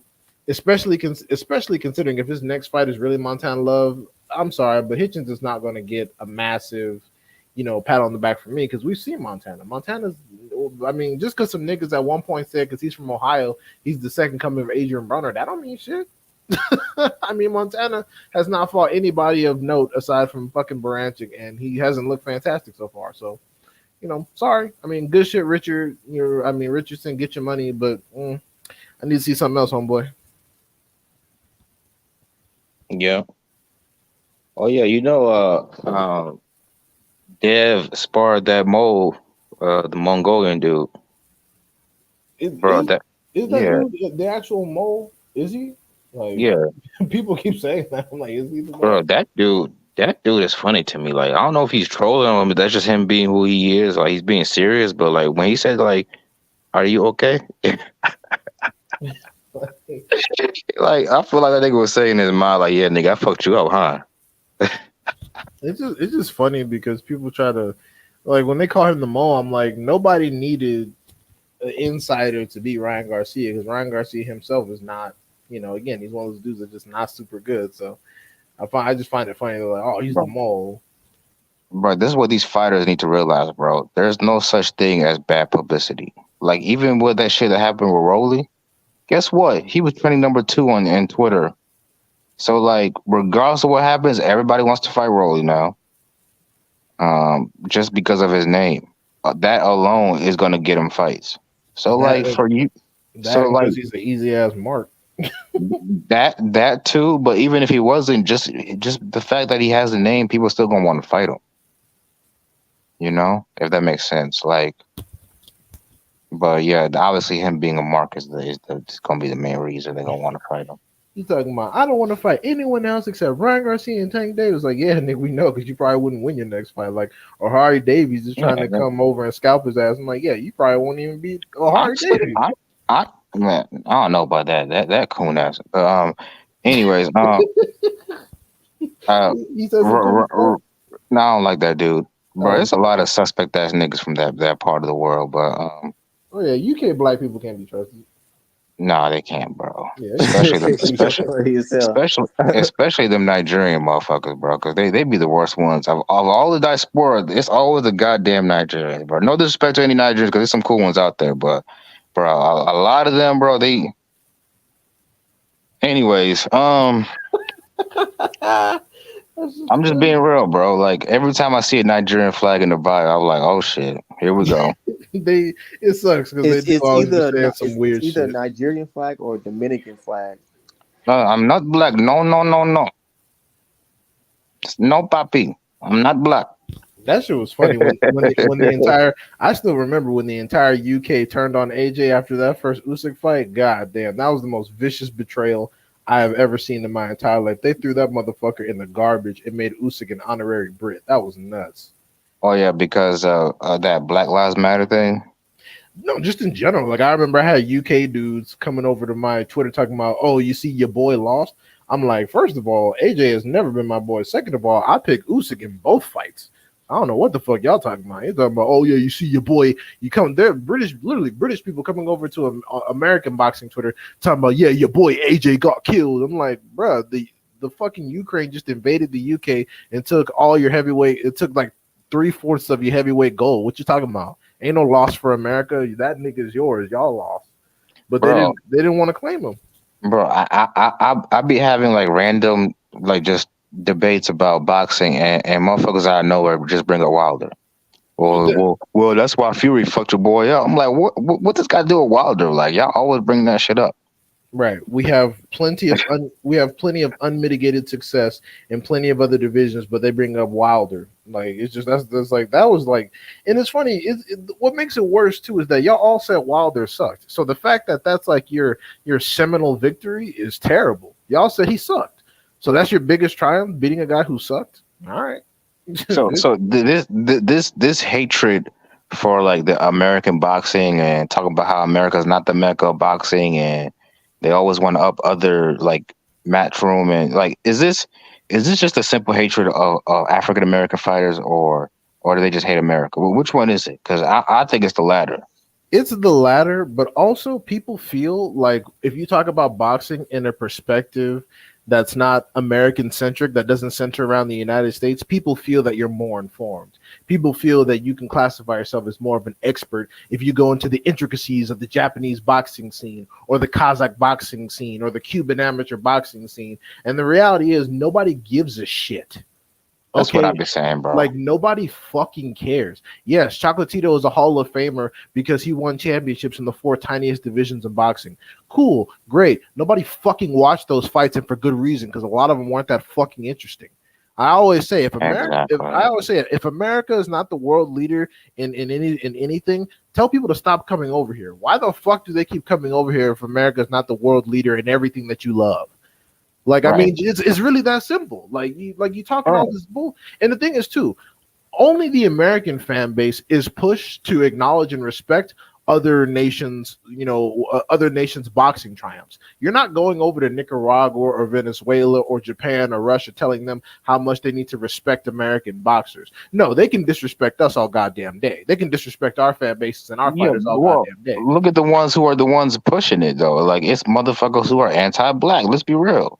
Of course, yeah. That's never been debated. But these are just the things that I respond when talking to those people. They'll go into Inoue's fucking resume and be like, "Oh, you see this dude Takagashi, came back to be a unified champion. To Goshi, oh, fuck that dude's name is." I'm like, okay, great. Against who? Did you watch the fight at 3:00 in the fucking morning? No, you didn't, because even you didn't care. Now let's move on. Like, Jesus. How can you sit here and pretend that Matchroom puts on better cards than the Showtime PVC, bro? Like that's highly delusional. I mean, and I bet you sometimes like the people in the higher ups, they look at that shit and be like, "What the fuck do these fans be on? Like our shit is whack compared to them." They know exactly. That's why they have no incentive to put on real fights. Why do you think that DAZN has now dedicated like a decent amount of its revenue to putting on exclusively YouTube boxing fights? Because they know as long as PBC is owned by a black dude and seen as the promoter of the blacks, we'll get credit no matter what we do. So we can now put on fucking sumo wrestlers. We can take sumo wrestlers and put on some boxing gloves, and we'll have that. We have an entire section of BS exhibition fights. I remember when Floyd was fighting Connor, and when Floyd announced his first exhibition, he got fucking killed, saying he was ruining boxing. He ruined his legacy, all that. Yeah, they're saying all that shit, bro. I'm not joking. They said it's a mockery of boxing. Exactly. And now DAZN has an entire division dedicated to the shit, and where it's exclusively exhibitions full of celebrities, not even involving a pro boxer, exclusively just celebrities with boxing licenses. That's it. Bro, why do you think there's so much pushback against Tank Davis being the face of boxing? They don't want to return back to the old days where Floyd Mayweather where an American was on top. They don't want that shit, especially an African American. You're right. Because as of right now, Tank is the face of boxing. His last pay-per-view did better than Canelo's last two. So it is what it is. I mean, you can cry about it. You don't have to like it. But currently, Gervonta Davis is the face of boxing. And now, pay attention, niggas specifically. That does not give him the right to take the rest of his career off. I don't give a shit about how much money he makes. He still needs to be fighting respectable competition, which he has yet to do in some time. So I don't want. What if he fought Matias? Hey, real talk. That's certified. Yeah, because that motherfucker. How big is Matias? Or like how tall is he? Let me see. I'm gonna say he's probably like 5'9" or some shit. Yeah, probably. Maybe 5'8". Height. He is billed at 5'9". 5'9". Okay.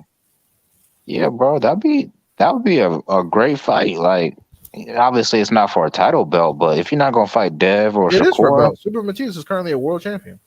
Oh yeah, well, even better. Yeah, Super Matias won the vacant IBF belt from Ponce. So yeah, Super Matias is an IBF full world champion.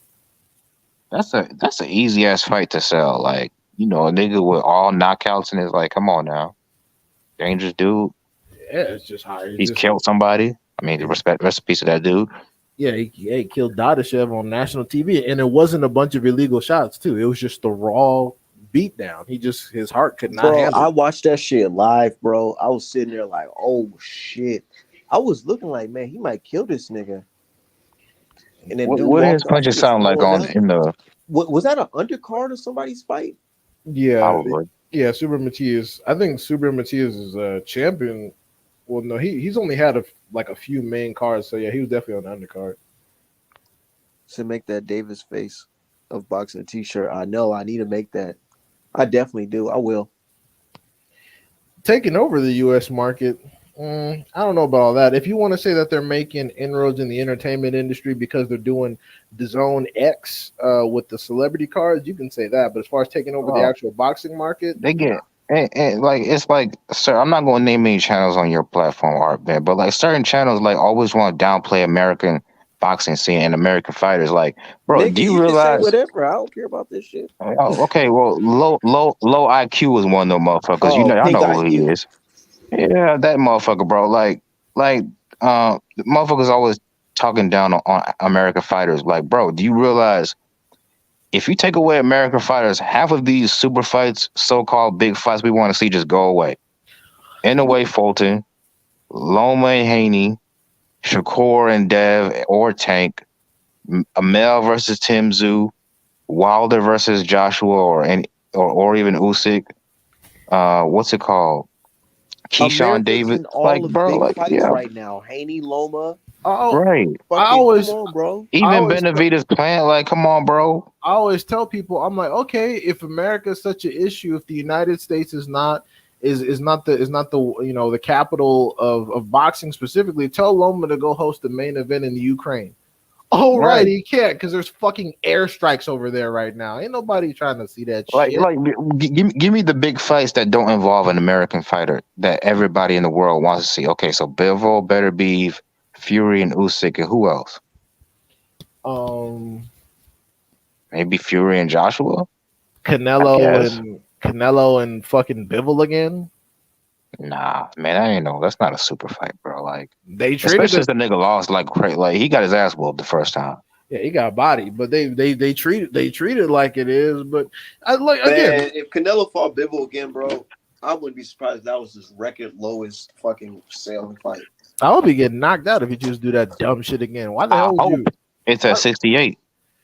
Yeah, me too. So Bivol can clean house. The only time I'll support that fight if it's at 168 again. But Canelo said he wants to do that shit at 175 again. Because he don't want to lose his belt. But Bivol don't want to do that. So like, and Bivol's one of them niggas. Like I feel like he actually cares about legacy, and I know it sounds corny, but like he one of them niggas that seems to care about that type of shit.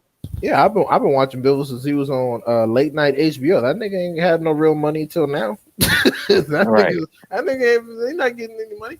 He said, like better be his first bid was his first bid for a unified championship was like $2 million. They're not getting anything. He like, bro, look, I already beat you, so let me get this right. You can challenge for my belts, but I can't challenge for yours, and I'm the nigga that beat you. Nigga, fighting you is a pointless title defense. Right. Like, you're not even in my weight class, bro. Like, what are we doing? Like, even Bivol doesn't respect himself for running Canelo's itty bitty ass over. He's like, man, this is easy ass work. Like, I don't even feel like a champion doing this shit. You're garbage. Like he thinks this it thinking my fight with fucking Craig Richardson was harder than this shit. Literally. Hey, I told niggas, and there's like, which loss would hurt Canelo more, losing to Bivol again, or getting his ass whooped by Benavidez? Definitely getting his ass whooped by Benavidez. Exactly, because one, the niggas in your weight class. Two, he gonna take all your belts, and then three, wait, hold on. And then three, all them niggas that been saying you ducking them, you gonna prove them right. Wait, hold on. When you say like, do you mean physical damage or reputation? Reputation. Oh, okay. No, I changed. I said Bivol at first. Okay, no, I changed it to Benavidez of his reputation. Yeah. Yeah, because it's a lot of people who think that Canelo just gonna wash Benavidez or that he's gonna beat him. I don't give a fuck what these people got to do. These Canelo dick suckers said that he was gonna stop Bivol. Like, y'all are just y'all like, dude. These are the same people that thought Usyk versus Canelo at cruiserweight would be a somewhat competitive fight. Like, Usyk wouldn't fucking kill him. Like it's just Right. these people have no frame of reference when it comes to boxing, and they get so involved in these cults of personality, which is one of the things that I'm trying to end. People think that I'm critical of fighters because I don't like them specifically or it's personal. No, I'm tired of you guys developing these cults of personality and taking up the discourse with dumb shit and actually going against good, reasonable, reasonable and sound fights that can actually be made, fights that are actually feasible. Like Canelo and Benavidez is feasible. Canelo and Usyk is fucking retarded. Like Yep. not only would it be probably somewhat difficult to make, especially when it comes to selling on a weight class, but Usyk would beat the shit out of him. Canelo wouldn't have a single moment of success. It would be one-sided, and then he'd be brutally knocked out. Usyk is simply too big and too skilled for Canelo to do anything with. He would uppercut Canelo into the fucking through the roof. Like it's just so stupid. Like it never made any sense to me. I'm like, so y'all literally rather send Canelo to his fucking death than let him fight Benavidez. It's crazy. Yep. Pretty much. Like they literally rather watch Usyk rip Canelo's soul from his fucking body like Predator, ripping out spines and shit, than just let him lose to Benavidez. It's so insane. It makes no sense to me. They're like, and then they were going on about the damn Macabu fight, which was like, what the fuck, Macabu in Africa, like what, like that's just crazy. That and bullshit. So they can be like, see, Canelo fought the ultimate black guy. Yeah, like in Africa. That bullshit. that bullshit took up like 3 months worth of valuable boxing discourse time, pushing the narrative instead of pushing for fights that were actually reasonable. Fucking Macabooty, MacBook Air, like nobody asked for that shit. So my dude Josh said Loma getting smoked in a few days. Hell yeah. I can't wait for that shit, man. Yeah, what do y'all think about the fighters mentally right now? Where they at? I think Loma knows his fan base very well. And I don't hate Loma. I hate Loma fans, like super fans, like Loma stans. Loma knows that win or lose, his reputation is good. So all he's got to do is come out here, fight his hardest, fight his best, try to take advantage of Haney's, somewhat inexperienced with southpaws, and do whatever he can do. Whereas Devin Haney knows he has to remain undefeated. He has to keep all the belts. He cannot lose, or else his reputation may never recover. And Loma, if Devin beats his ass, he will retire. Because I don't see Loma sticking around to get fed to the Sharks at top rank. Why? He could just duck Shakur. I can see Loma saying, you know what? I had a long amateur career and I was unified champion, and I think it's time for me to go.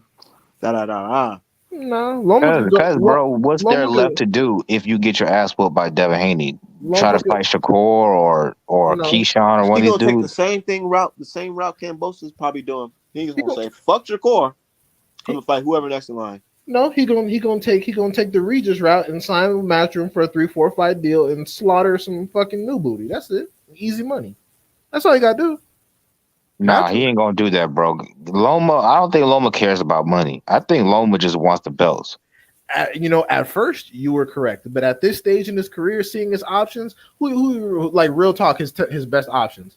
Haney, he might change his mind after he loses. Right. Like, I don't think he's fighting Haney because he absolutely wants to fight Haney. I feel like his team looked at him like, yo, I mean, bills got to be paid, my nigga. Nah, I think he wants those belts. He's obsessed with those belts, bro. I could tell. No, he doesn't want to fight Haney.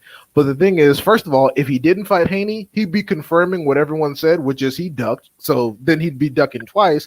And also, Haney is the only champion. And I understand that Lomachenko wants to maintain the aura of belts and all that, but Haney is his biggest payday, and he's the only champion in the division. And according to Loma's people, that makes you the best if you have the belts, even if you're fighting bullshit, which is exactly what Loma did. So he literally has no choice from a financial and a social perspective. But, like I said, after this, he just going to want to get some bread and slide the fuck up out of here. Because if he gets dominated by Haney, Shakur and Tank, like, no, why? That'd be dumb. After this shit, he's probably going to duck Shakur. I've always wanted to see Loma versus Tank. Stylistically, that's a great fight. Damn. At 126, Loma probably would have beat up Tank. At 130, I don't think Tank has ever fought at 126. Yeah, he has. That's where he came from. That's where he started. Oh, yeah. At 130, that's a 50-50. 135 and higher, Tank knock Loma the fuck out of here. Yep. That's why I want to see it.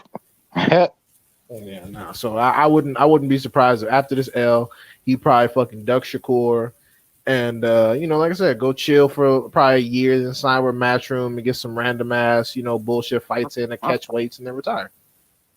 I mean, he might still be able to get a Tank fight because he does have a, especially if this fight with Dev is competitive. Oh yeah, shit. Tank. I mean, yeah, Tank would happily fight him at this stage. I mean, at least Tank should. If Tank didn't want to fight him, that'd be pretty stupid. But I figure, yeah, if I'm Tank, I'll be chomping at the bit to get it, to clip his dumb ass.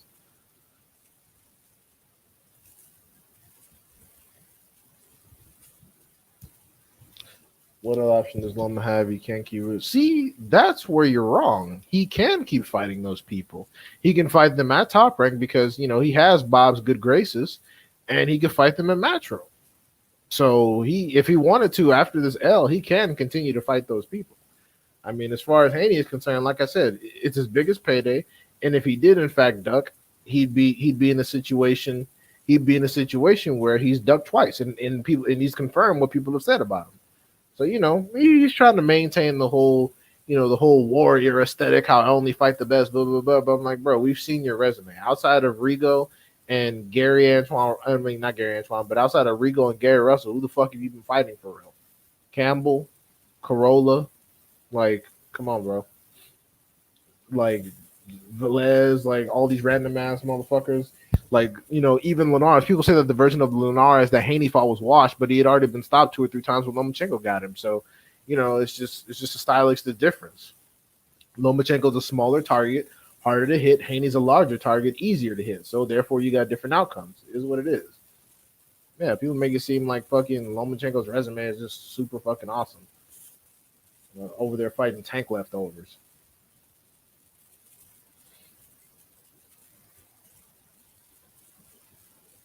What did Linares do in the fight that made it hard for Lomachenko? Linares was big. He had an active jab, and his biggest asset was he had very fast hands. He had incredibly fast hands that kept Lomachenko off angle, and he prevented him from having success on the pivot. And then he dropped it straight right down the middle and then sat him down. So it's one of those things. You think Lomachenko was just really good at ripping those body shots to stop him? Because I just felt like that shit was kind of weird. I thought I'm not gonna lie, I don't want to be one of those people, but the stoppage, like, he just like sat there. He didn't even like fall over. He like took a knee, sat there, and then got back up, then bent over again. It was just really fucking weird. I was like, man, all right, whatever. I don't even like talking about it, but I'm like, that shit looked kind of bullshit. Like it looked kind of weird. I'll say that. Which fight? Fucking Lomachenko versus Linares. That's might look kind of weird to me. I'm not even gonna lie. I think Linares, I don't know what's up with that dude. I mean, all the durability had been punched out of him pretty much before. People give Haney shit for not knocking him out, and I'm like, again, Haney is a bigger target. It's kind of like how Tank has an easier time with big targets, but struggles with guys smaller than him. Because you're a big target, you're easier to hit. There's literally more surface area to make contact. Whereas when you're aiming at a smaller target, your punches have to be more accurate. It's very simple physics. Like it's a fucking size difference. The size difference between Linares and Lomachenko was crazy. Yeah, Haney was almost the same size as Linares, so it's easier to hit. Lomachenko was fucking small, so he's a small, fast little prick, so it's harder to hit him. Yeah. He was landing some shit on Loma though. Yeah, I mean, I had Linares up at the time of the stoppage. I did too. I rewatched it yesterday. Yeah, I had Linares up at the time of the stoppage. So, despite Lomachenko being, a big person specialist because he had no choice, people that actually know how to use their range and distance, it's been shown he struggles. Shown with Luke Campbell, shown with Jermaine Ortiz, shown with Tiafimo, shown with Linares somewhat, and undoubtedly it'll show against Devin Haney. Yeah. Even though Devin's got a different style. Do y'all feel like Lomachenko lost a step though? Or is he still the same old nigga? He's just it's just like, bro, he's the same as he's always been. People keep talking about his amateur career and all this shit. I'm like, bro, y'all talk about this bullshit like he doesn't have a loss fresh out of the amateurs when his hype was at its highest. Like we've seen this already, and I don't care what anyone says. Lomachenko was not participating in active combat operations on the Ukrainian front. He was not out there going shot for shot with the fucking Russians just because he took a picture with a gun. Like, dude, I could go to the Army Navy surplus store and tell y'all I'm in the FBI right now. Like, no, that's not what happened. So he's the same as he's always been. And yes, he is 35. I'm not saying that he's prime Lomachenko, but he's had very few professional fights. He's had very few severe injuries. And the reality of it is that Devin Haney gave him the opportunity to get this out the way when Devin Haney was 20, and he didn't want it then. Lomachenko told you then he couldn't beat Devin Haney. So let's not act, oh my God, it's only because he's old. He was never going to beat Devin Haney. So fuck out of here. Yeah. Right. Yeah, if you scared of a boy who's not even old enough to have a fucking beer, you can't tell me that all of a sudden he's going to have a better experience now that he's older and has more experience. He's actually fought, relatively decent southpaw opposition now, and has developed a better game plan, a wider set of skills. Like come on, bro. Like this fight was 50-50 when he was 20. Now this shit is over. This is just a matter of time. Bring your bitch ass on so we can stop talking about this motherfucker. Can't stand these dudes, running around getting sucked off for ducking smoke and causing issues and bringing the franchise to the division. Because 135 didn't have a franchise belt until Lomachenko requested one. Somebody has to smoke Loma, bro, because you heard the man himself. I've never lost a fight. Like he in his mind, what's his name? That first dude that beat him, Salido, was basically punching him in the nuts the whole time, which is sort of true, but you gotta be able to make adjustments to that. And then the Teofimo fight, he felt his shoulder was hurt, so he wasn't 100%. So in his mind, he's never been truly defeated. So Dev needs to put that shit to sleep. People never came after him for the amount of excuses he made after losing to Teofimo. He made a laundry list of excuses. He even went as far as to say either an external entity hacked into CompuBox and adjusted the punch stats, and then he said that Bob Arum set him up to lose on purpose. Bro, we're not held to the same standards, bro. I mean, if I don't need y'all to tell y'all this, but just go look on Twitter and go to that little fight video page. Look how they react to white people fighting compared to black people fighting. Right. Yeah. And then on top of that, even just the NBA. I don't know if you're NBA fans, but look how like when Jokic and his brothers are like threatening people in the crowd, or how they're like Eastern European like mobsters or some shit like that. And they're like, man, these Americans get their ass whooped by these Eastern Europeans, man. They're different. I'm like, man, shut your ass.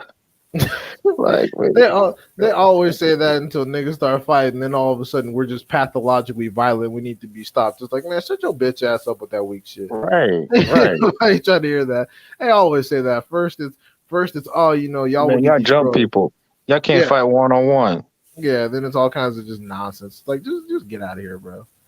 But yeah, no, I like people never came at him hard enough. And it's the same as people giving Spence Crawford more energy than they're giving Beterbiev and Bivol for not getting made, and Fury and Usyk not getting made. Fury is blatantly ducking all top opposition remaining at heavyweight, and nobody's saying anything. They're just writing it off. He's always been a crackhead. Like, what the fuck? So, cook. Right. Well, to be fair, whether they want to admit it or not, Crawford and Spence is a way more interesting fight than all those other two, in my opinion. I mean, it is because it's been built, but that still shouldn't allow the other fighters to get off the hook. Those fights didn't need to be built because we didn't assume that the damn heavyweights would be afraid of each other. But like, yeah, y'all know I like Boots, bro. That's my favorite fighter. So like, I feel like they're just holding him back. That's the main reason I got issue with this delay of this fight. Yeah, and then you know what's going to happen? He's going to have to fight for that vacant belt. Well, I hope it's not like an email type of situation. I hope he gets to fight for the vacant IBF. Yeah, the IBF is not the WBA. You have to fight for it. You don't just get elevated. Okay, that's good. Yeah, so somebody gonna get their ass whooped over. But yeah, no, and then you got these other kids like Stanionis and Virgil that's great. I'm glad they're doing what they're doing, but I want to see what everyone else is talking about. Not to mention Keith is getting old, and it's only a matter of time before he fucking pops out another baby and fights fucking. That damn interview pissed me off. Like, you're not gonna ask him about anybody else outside of Spence. Because he don't want to fight nobody else. Like, nigga, you not getting that fight, nigga. Like, what's up with that boot smoke, Keith Thurman? Let's talk about that.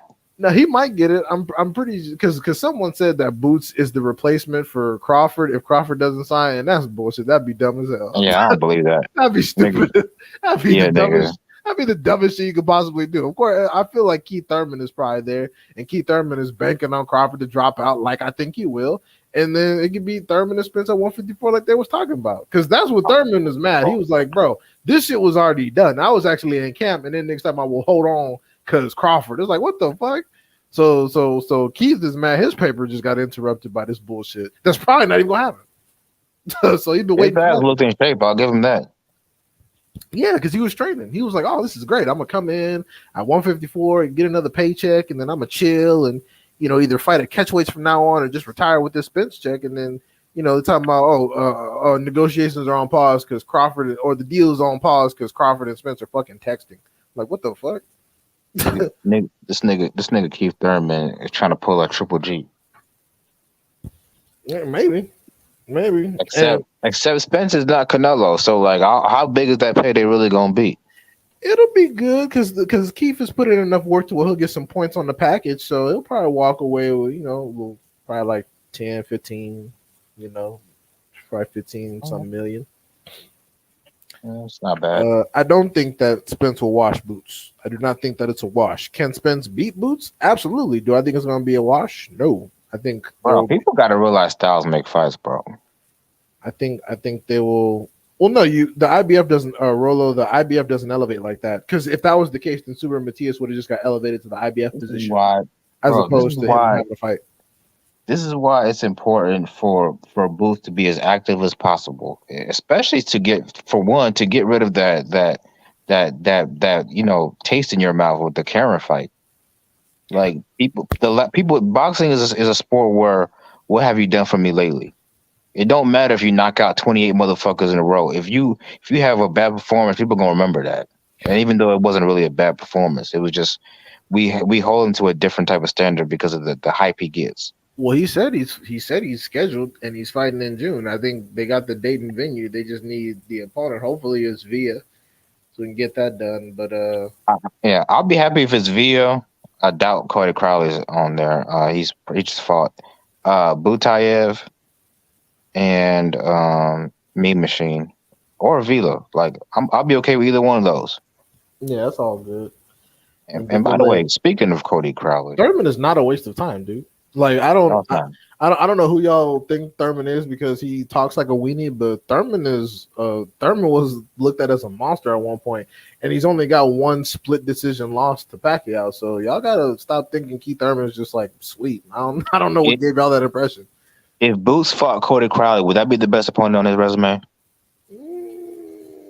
Yes. I don't know because Cody Crowley's never touched a strap. Whereas Lipinets was a former world champion. Yeah, but at 140. That's true, but that's more than Cody Crowley's ever done. But Cody Crowley's in a division where even Boots and Virgil can't touch a belt right now because of these niggas. That's accurate, but that doesn't take away from the point that, he struggled with Armadillo. Armadillo was the favorite in that fight. So, yeah, that's true. I was the only one that saw Armadillo for what he really was. Cody wasn't supposed to fight that dude, but what I'm saying is, bro, Cody... You don't have to kill that dude in the ring. Like he is not going to come into the run like Karen. I can tell you that. That's true. And that's why I want to see that. And what's weird is that Cody Crowley, for all intents and purposes, can't really punch. So I don't know. I don't know why he fights I disagree with you. Is he a one punch knockout power? No. But I'll tell you one damn thing. He's not pillow fisted. He hurts people. No, that's true. But again, good body puncher, good tank on him. He's a decent opponent, bro. No, I'm not saying he's bad. He fights like someone with more power, kind of like kind of like a Warrington type fighter, which has always been weird to me. But yeah, he's cool. He's cool. And if Boots fought Like, him next, I'd be all for it. Fuck it. yeah, but I prefer Via, especially with his little comments on his little Instagram. Yeah, he's on some weird shit. These dudes get over here, they beat one nigga, all of a sudden it's yeah, look at these black dudes. It's like, all right, okay. All right. Crazy thing is, I was following him because he made me a decent amount of bread. Like all he listens to on his little Instagram is hip hop. He's not listening to Venezuela music. That's for damn sure. So I don't know, bro. Maybe you never know because sometimes these little Spanish translation ain't too good. But from what I read, I don't think he meant ain't that bad. He meant that as a compliment. Either way, fuck that shit. He needs to come over here and get smoked, and then Rashidi needs to get off his ass and do a comeback and then get smoked. I think there was a rematch option in there. Hopefully, Rashidi just sits down and reassesses, and maybe honestly, maybe Rashidi should actually move back up to 154 where he looks solid because his first. Hell no, he's little. He gonna get his ass whooped up there. Not necessarily. I mean, not necessarily. I mean, And I'm starting to believe that Rashidi ducked Virgil Ortiz. I don't know about all that. That's just we're only relying on the fucking word of Oscar De La Hoya here. So Nah, I believe it, bro. Because the reason why I picked Villa to win that fight, y'all remember I picked him. The reason I picked him to win that fight is because of Rashid's fight with Rocha. Like Rashidi, he does not deal well with pressure, and on top of that, he don't got no power. Rashidi, you beat him though. He did, but you could tell that slowly but surely this nigga was starting to crack. And he was starting to crack against Rocha a little bit too. If you watch that fight over again. So what I'm saying is Virgil Ortiz is gonna make him crack. He will, bro. Like if you don't have any power for Virgil Ortiz for you to respect, he's gonna walk you down, bro, and he's gonna make you fold. Wow. And you know that. Well, I mean, like I said, when he was at 154, Rashidi seemed to have a good amount of power. I mean, he stopped that last dude in the first round. Whereas he comes back to 147 and suddenly it is not really hitting on shit. So that's why I said what I said. Maybe he got because it's fighting better people. I mean, and also he didn't have to actually make the weight for quite some time. And I did say that the results might be a little adverse because he has to reacclimate to actually fighting at 147 because his last Showtime fight was at 154. He weighed in at like 154. So it just depends.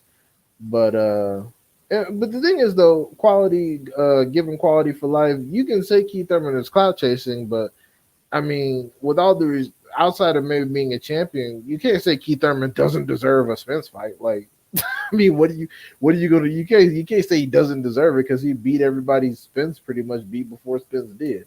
I know he was in the process of ducking Spence. I know he ducked Spence, but you can't just say he doesn't deserve it. I mean, let's be honest with ourselves. Yeah, Keith is a fucking asshole. But it doesn't mean he doesn't deserve a fight. Right. Yeah, so let's not, and again, let's not get crazy here. Keith has shown some offensive and defensive lapses as he's gotten older, but he's like I said, he's got over 20 knockouts. Man can punch some. He might not be one time, he might be once upon a time, but he still is a credible opponent. He does have that lateral movement that could give Earl some trouble. Right. Keith will not sit there and allow himself to take unnecessary punishment. That's for sure. He will get on the bike and get up out of there. That's why I kind of want to see him in Boots a little bit because I'm like, we can see how if Boots is improved as cutting off the ring. Right. What you talking about? Keith don't deserve it, dude. Stop it. I mean, like I said, you don't have to like Keith, but to say he don't deserve it is crazy considering he has a far better body of work than Terrence Crawford does. Keith is petty. Huh? So Earl's petty for not putting his belts on the line with Keith. Exactly, and the belts aren't even on the line. So Keith's not getting the fight anyway. He's getting a fight. He's not getting the fight. Dog, y'all gotta stop with the Keith don't deserve it stuff. Again, y'all can hate Keith all you want, but to say he doesn't deserve it is crazy because he has a better resume than Terrence Crawford, even though he doesn't have a belt. So if the Terrence Crawford fight does not happen, Keith Thurman is still a good, credible opponent. Yeah, but that nigga ain't fought since Ike Tina. Well, that's his own fault. He's like I said, Keith got that booty and he's off duty. Every time he pop up, he having another fucking kid. Damn. He's back there just skeeting all the time. That's what's wrong with him. He's never in training camp. He became Always, soft. yeah, he's always in some cheeks. I mean, have you seen his wife? No, I have no idea what she look like. She bad? From what I remember, she is. Oh, okay. Well, that makes sense with his I little think she's flute, like from the islands or something. his little receding hairline, flute playing ass. Bro, yes, he does. I'm sorry, but yes, Keith's complete body of work, even if you take away the Pacquiao L, is better than Terrence Crawford. His opponents are better than Terrence Crawford. He's over like, dude, Danny Garcia cleaned out all the actual work at 140 before Terrence Crawford got there, and Keith Thurman beat up Danny Garcia before Spence did. Like that in and of itself is more fucking work than Crawford has ever put in. So let's not do this. I said you can disrespect Keith Thurman on a lot of different levels in life, but when it comes to his, when it comes to his eligibility for a Spence fight, that's not to be debated. Come on. Okay, he married an Indian. He married a girl from Nepal, which is kind of like India, I guess. Bro, she's pretty bad, bro. Um, but that probably what made him softer, bro. I mean, it happens to the best of us. Yeah, he enjoying. I mean, he said he was enjoying that Pacquiao money. Like I said, he's back there. He just keep popping out kids. That's it. He's back there eating, drinking, and fucking. And Pacquiao, bro, he was low key piecing that dude up. Yeah, that nigga's crazy. He wants to come back. Can you imagine if Pacquiao comes back and fights like a Virgil or a Boots or even Stanionis or obviously Earl and Crawford? Them like they might kill this man. He's talking about Conor Ben, and Conor Ben might beat his ass at this stage. It just depends. I think he will. But Pacquiao is having legal troubles, as you can see. Someone just won a civil judgment against him for X amount of millions of dollars. So that's why his ass keeps fighting, because he keeps getting in fucking trouble. Girl, I'm not the biggest Pacquiao fan, but the thought of Conor Ben, bitch ass, beating a legend like Manny Pacquiao, having him on his resume makes me sick. Yeah, I mean, if Pacquiao wants to sacrifice himself, and what's terrible is that he thinks he's picking the most winnable fight, which in reality I think he's overestimating his skill set here. Unless he's been sparring recently and they've been able to see a side of Pacquiao that we're not able to see, but it doesn't look good. It's almost as stupid as when people said Mayweather can come out of retirement right now and beat up the Charlo at 160. It's like, are y'all fucking retarded? To be fair though, I hope Conor Ben does make a comeback and he gets a little bit of buzz, because the more good fighters at 47, the better. Because I'm being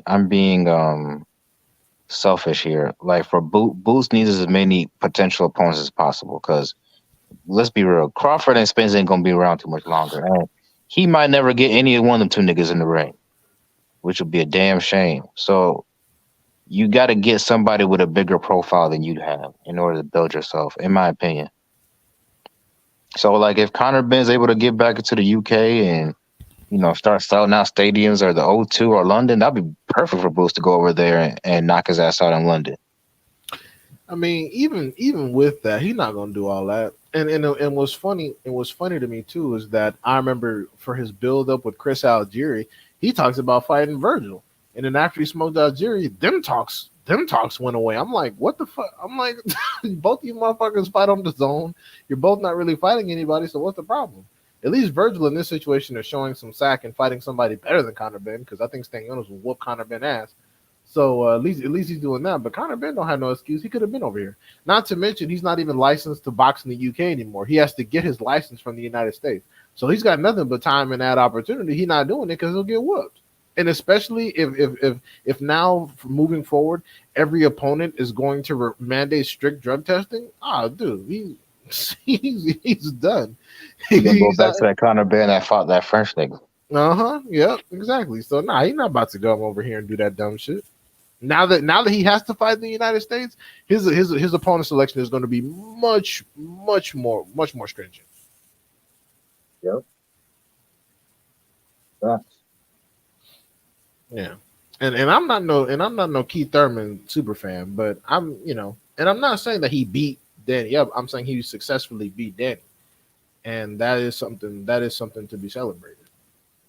So That again, man Danny is like unashamedly just like he's not gonna fight he took nobody, Danny bro. Garcia's O, and Danny Garcia was known as a fucking knockout artist. He was known for somebody that was knocking motherfuckers out. So let's not just sit here and make it seem like that's not an accomplishment. I've never seen a more flat-footed fighter than Danny Garcia. Oh, yeah. Nobody accused him of being an excellent boxer. Nobody's ever accused him of that. Got titanium chin though. Give him that. Bro, those 4 or 5 good wins that you're talking about, Terrence Crawford has like 1 good win. if Keith Thurman has 4 or 5 good wins, Terrence Crawford has 1 to 2. So that's what I'm saying. But like so let's not do anything. Slow down, buddy. Yeah, exactly. Let's not do resumes bar for bar because that'd be crazy. And Bar for bar. yeah, I mean, shit. Danny Garcia, he smoked Brandon Rios, he smoked Adrian Granados. I mean, the Red Cat situation was whatever. But I mean, yeah, the thing is though, you could talk about Danny Garcia and his losses at 147, but keep in mind, these are people that Terrence Crawford hasn't even fought. I mean, outside of Porter. And again, we saw he only fought Porter at the end stage of his career, while Virgil was number 1 for the WBO. Right. So it's like let's not, let's put things into perspective here. You want to talk about who's done what at welterweight? Danny Garcia and Keith Thurman have put in more work at fucking welterweight, and Danny Garcia put in more work at 140 than Terrence Crawford. So let's not, again, y'all can hate on these people, but let's keep some shit in perspective. Yeah, I really don't like Conor Benn, bro. Like that dude is just unlikable. He just has a very punchable face. And the thing is, though, he's not even good. Like, Nah, that's the thing. That's the worst part. He's not even talented. A lot of these sons of famous boxers are ass. Like Conor Benn is ass. Rodman Jr. is ass. Eubank is ass. Like Eubank Jr. is ass. The Vargas boys, the jury's still out on them, even though I don't think they're gonna amount to what people say they are. Who else is fight? Who else is the son of some? Oh, Holyfield Jr. is ass. Yeah, he sucks. I remember too. Our man was kind of high on Holyfield Jr. I was like, watch this boy will get knocked out. Literally, his next fight, sleep. Shit was crazy.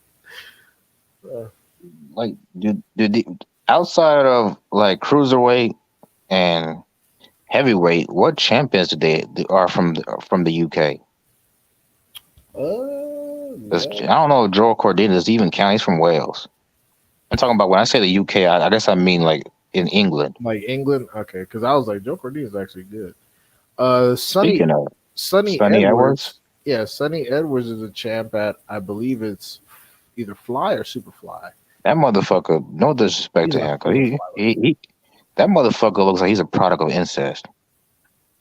Damn. Yeah, he does kind of have rap vibes, but he can fight though. That's for sure. The naked mole rap from Kim Possible.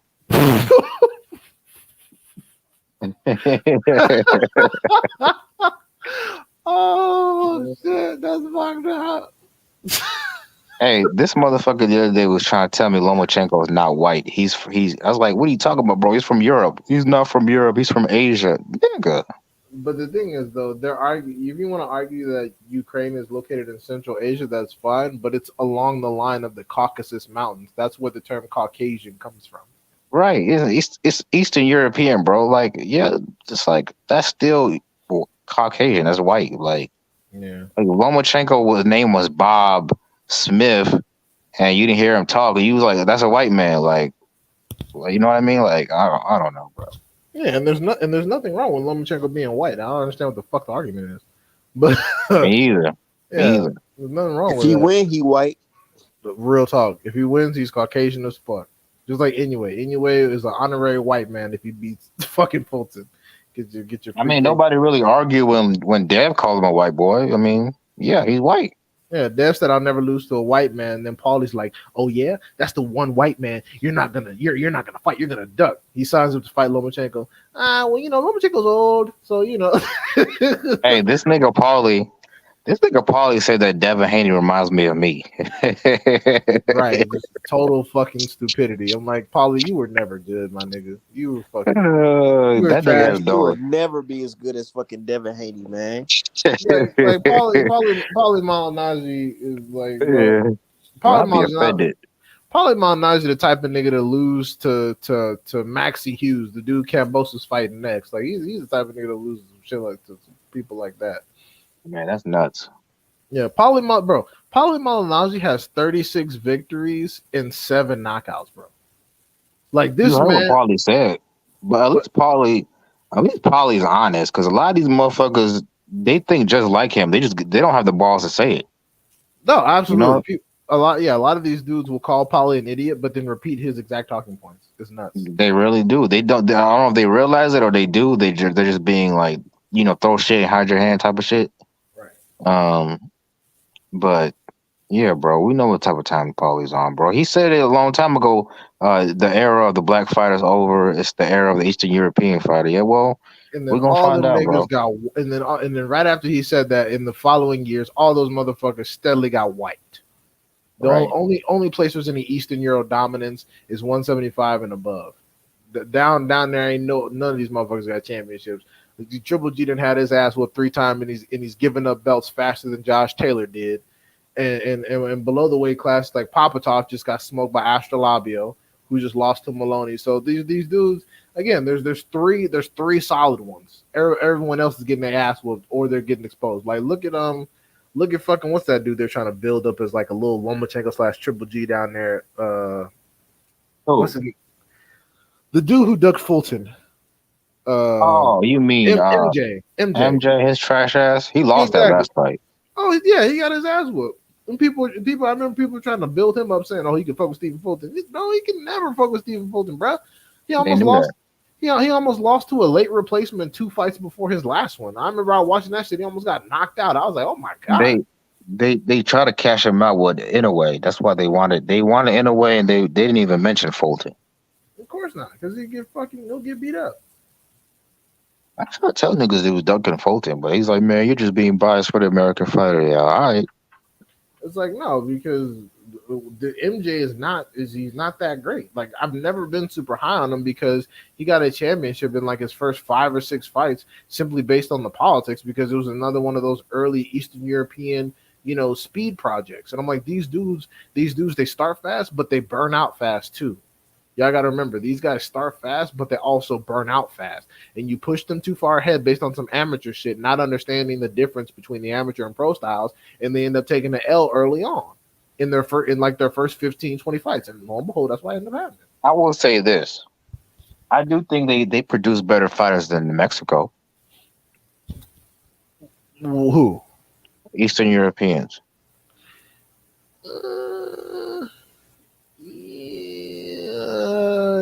For the overall.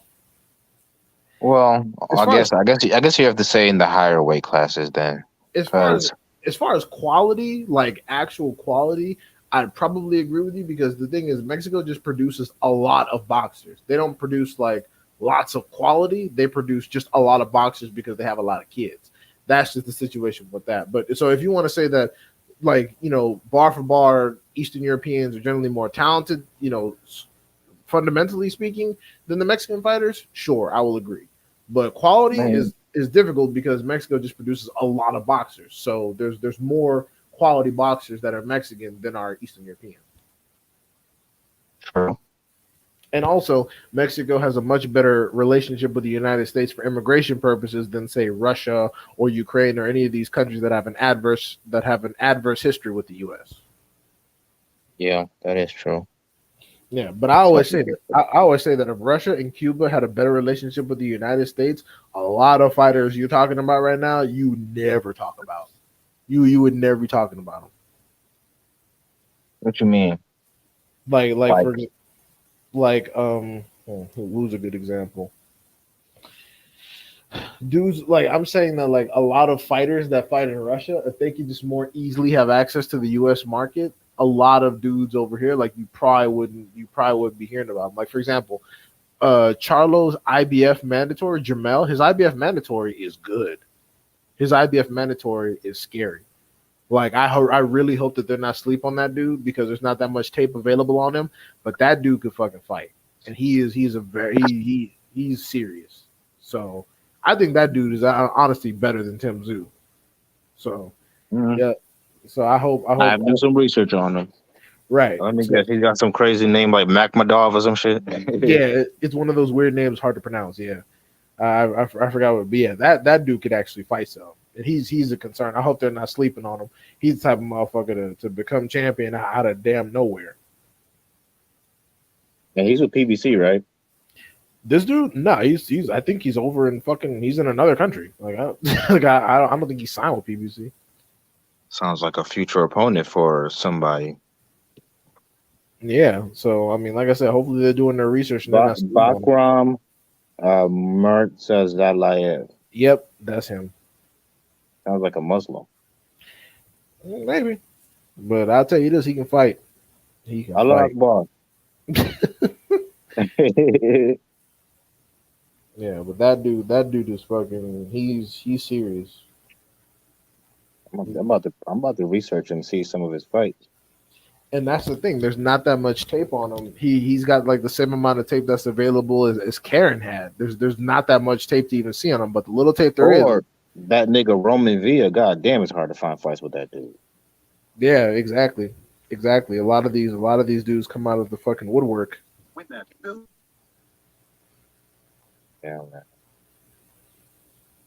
Yeah, but no, I'm honestly more concerned about that dude fighting Jamel than I am about Tim Tszyu, to be honest. Like, don't get me wrong, Tim Tszyu got skills or whatever, but this dude is it looks like it might be some shit here. Does he have like a crazy like knockout percentage?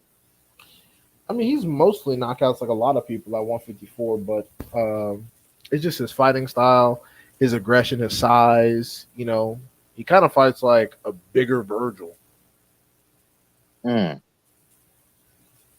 Whoever this dude is, he's beating his ass. Right. Yeah. But thing about Eastern Europeans is like they're more technical than like a lot of fighters from other parts of the world outside of us. So that's why I say they tend to give us more trouble. You know, like Eastern Europeans tend to be harder fights for American fighters than like Mexican fighters. I'm just being real. And also, a lot of people don't want to say it, but I'll say it, is that Black American fighters, they suffer when it comes to durability. Our chins are not as quality as other parts of the world. And it's partially because we have, we usually have large, round skulls. And that means there's a lot of room for our brains to hit our skulls and cause knockouts. That's what causes knockouts, either when your head spins so fast that the blood rushes around and causes you to lose consciousness, or when your brain hits the side of your skull too hard. And that's why dudes with like small compact skulls, like where the back of their head is flat, that's why they're harder to knock out, because there's not as much room for their brain to move around. Like dudes like Triple G, dudes like Better Biev and Stanionis, the back of their heads are super flat, so they're hard to knock out. Whereas you got like, beanhead ass niggas like Mayweather, you can get wobble, you can catch them off balance, or even Haney. Like Haney has a large skull. So, you hit him and you get the results are more visible. Yep. I mean, shit, look at Montana's ass. Montana was damn near on some Amir Khan shit in the Sparks fucking fight. Couldn't keep his goddamn legs together. It was great. Although Charlo, Mel, like, I don't know what you need to do to knock his ass out. I don't know. Well, I mean, Charlo's got to. I mean, that wasn't a generalization. I'm just saying usually that's what. I mean, I wasn't classifying the entire group. I'm saying usually that's where our problems are. Our problems are durability, the ability to have a good poker face to absorb punishment and keep fighting. That's usually that's one of our main drawbacks, because when it comes to sometimes it's power. But when it comes to power, we usually have that. When it comes to speed, athleticism, ring IQ, we have that. One of our only flaws is our durability. Black American fighters, they suffer from being able to. We can't take a lot of punishment, so that's why we have to be good at avoiding punishment, because we can't take a lot of it. Like even a few times. I mean, even though Jamel rocked Castano more times than vice versa, there was a few times where he hit Charlo and Charlo was twerking on the ropes. I was like, oh shit, please don't let this nigga get this. Like I was like, please God, do not let this motherfucker win because I'm never gonna hear the end of it from these fucking people. Like, they would never shut up. Telling you, man, that's why like Charlo, he's lucky he's got a chin because he do make a lot of mistakes defensively. He gets caught plenty of times, but I'll tell you this: Charlo honestly, got more chin than Bud. maybe, but like I feel like Bud would have made those adjustments in that fight the first time that they fought. Charlo needed a whole new fight to make those adjustments that he should have made in the first fight. That's why I'm worried about because I feel like his IQ is not as high as like these other guys. He was getting outboxed by Harrison, arguably in 2 fights, but definitely the second time, even though he won. Yeah, definitely the second time. The first one was debatable, but yeah, the second time he was. Yeah, second time that was concerning. This dude, the dude at 54, when he's letting his shots go, he leaves his chin open a lot. I mean, he does. He's not perfect, but like I said, Tim Tszyu does the same shit. And I think I would think that this guy, he's bigger, larger than Tim Tszyu, and I think he might actually punch a little bit harder. So he definitely looks like he punches hard. He looks very strong. Yeah. So that's what I mean. Eastern Europeans, bro. Hey, if those motherfuckers from wherever Khabib and them is from, those motherfuckers, if those motherfuckers start getting a boxing, bro, watch out. Because they seem to have like natural strength or some type of shit they got going on over there. I mean, Sambo is like their national fucking sport. That's why they that's why they do a lot of wrestling and stuff. It's like their state sport or whatever. Kind of like how people say the same thing about like island, like Polynesian dudes. Like, they need to they should box because they all have fast hands like David Tua. Like over there in parts of the world like Nauru, like wrestling and powerlifting are like their national sports. So, like all the kids, like that's how their society is run. Like all the kids get together and they do that as like whereas over here, like we do different shit. Like we'll box or play basketball, football, play hockey, whatever. Yeah. Man, if more black folks today got into boxing, we'd probably have a gang of fighters, champions. Yeah. We will. Look at all these freaks in the NBA Niggas and like NFL. Zion and fucking LeBron James is fucking basketball players and shit. Me as football boxers. LeBron got a similar build to Wilder. Yeah, kind of. I mean, they're both lean. I mean, LeBron is taller. LeBron is like 6'10", whereas Wilder is 6'7". Actually, LeBron's 6'8". Oh, he's 6'8"? I thought LeBron was 6'10". Yeah, they're actually around the same height, and they're both lean. So yeah, I mean, Deontay Wilder has a basketball player build. He's not like if you think about it. Honestly, that's one of the things that I don't really care for about the modern heavyweight division. It's a bunch of G League NBA niggas. I miss when heavyweights were built like regular people, like where you could like find them working at a department store. Like you mean Tyson Fury? No, I mean like Usyk size. Like I don't like Tyson Fury either. Tyson Fury is fucking too big. Yeah, no, I don't like none of that. Tyson Fury's too big. Wilder's too big. Fucking what's his name? Zhang is too big. Hergovich, all these people, like they're too fucking big. I miss the Muhammad Ali days. That's when the fights would look better. Now you got motherfuckers getting tired in the first 4 rounds. Man, telling y'all, Jared Anderson's our next heavyweight champion. Who? Jared Anderson. Jared Anderson too big too. He's our only hope, man. Because I'm being real. Because if it ain't him, bro, it ain't nobody else. That's true. America's offering up no heavyweights. Like we have Anderson. That's it. The rest of our stock is from Cuba. The rest of our stock is from fucking Cuba or Richard Torres, who is garbage. We got to reclaim that heavyweight championship, man. Like this is bad. That nigga Richard Torres is fucking terrible. I don't know why the fuck people talking about him like he's somebody. I like him. Like he seems like a decent dude, but as far as a boxer, nah, bro, he's too wild. He's ass. Like he needs to go to MIT and like major in engineering. Oh fuck, you doing solving Rubik's cubes in 60 seconds like a bitch. I'm like, bro, you seen when he got knocked out in the Olympics? Oh yeah, didn't was it Makhmudov knock his shit off? Nah, it was Jalalov. Oh, Jello. Oh, the other one. Yeah, I That know. big motherfucker, man. Yeah, I mean, I think He, Magmadov is better than fucking Jalolov. nah, hell no. Magmadov is trash. He got a lot of power though. They look. I mean, they look the same. At least to me. Nah. Magmadov is like this big, gangly, muscular motherfucker, and Jalalov is like lanky.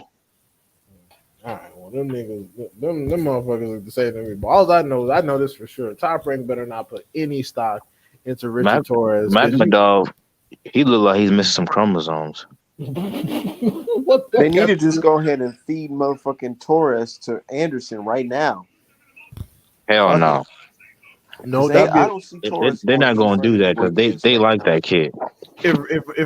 if I was Richard Torres' team and they offered me a Jared Anderson fight and they said that's my next fight, I would sue Top Rank for unlawful endangerment and breach of contract and cruel and unusual punishment under the Constitution. Because what the Hey, fuck? hey, if y'all paying attention, Makhmadov is on that Jared Anderson undercard co-main event. So the way they moving is, if he wins his fight and Jared wins his fight, that's gonna be the next fight. They gonna make Magmudov Anderson next? Yeah, because if you remember, he signed with Top Rank. I thought he was signed with Eye of the Tiger or whatever. No, he signed with Top Rank. Oh, okay. And Jared actually made it was like I will stop this dude in 2 rounds. He talked about it like a months back. Okay, well, Magmudov he's 16-0, and how many fights has Anderson got? Anderson got Yeah. Anderson got like what, 12 fights? Yeah. Oh, Anderson got 14 fights. Oh, okay. Oh yeah, they're around the same spot in their careers. Oh, fuck it. That's good smoke.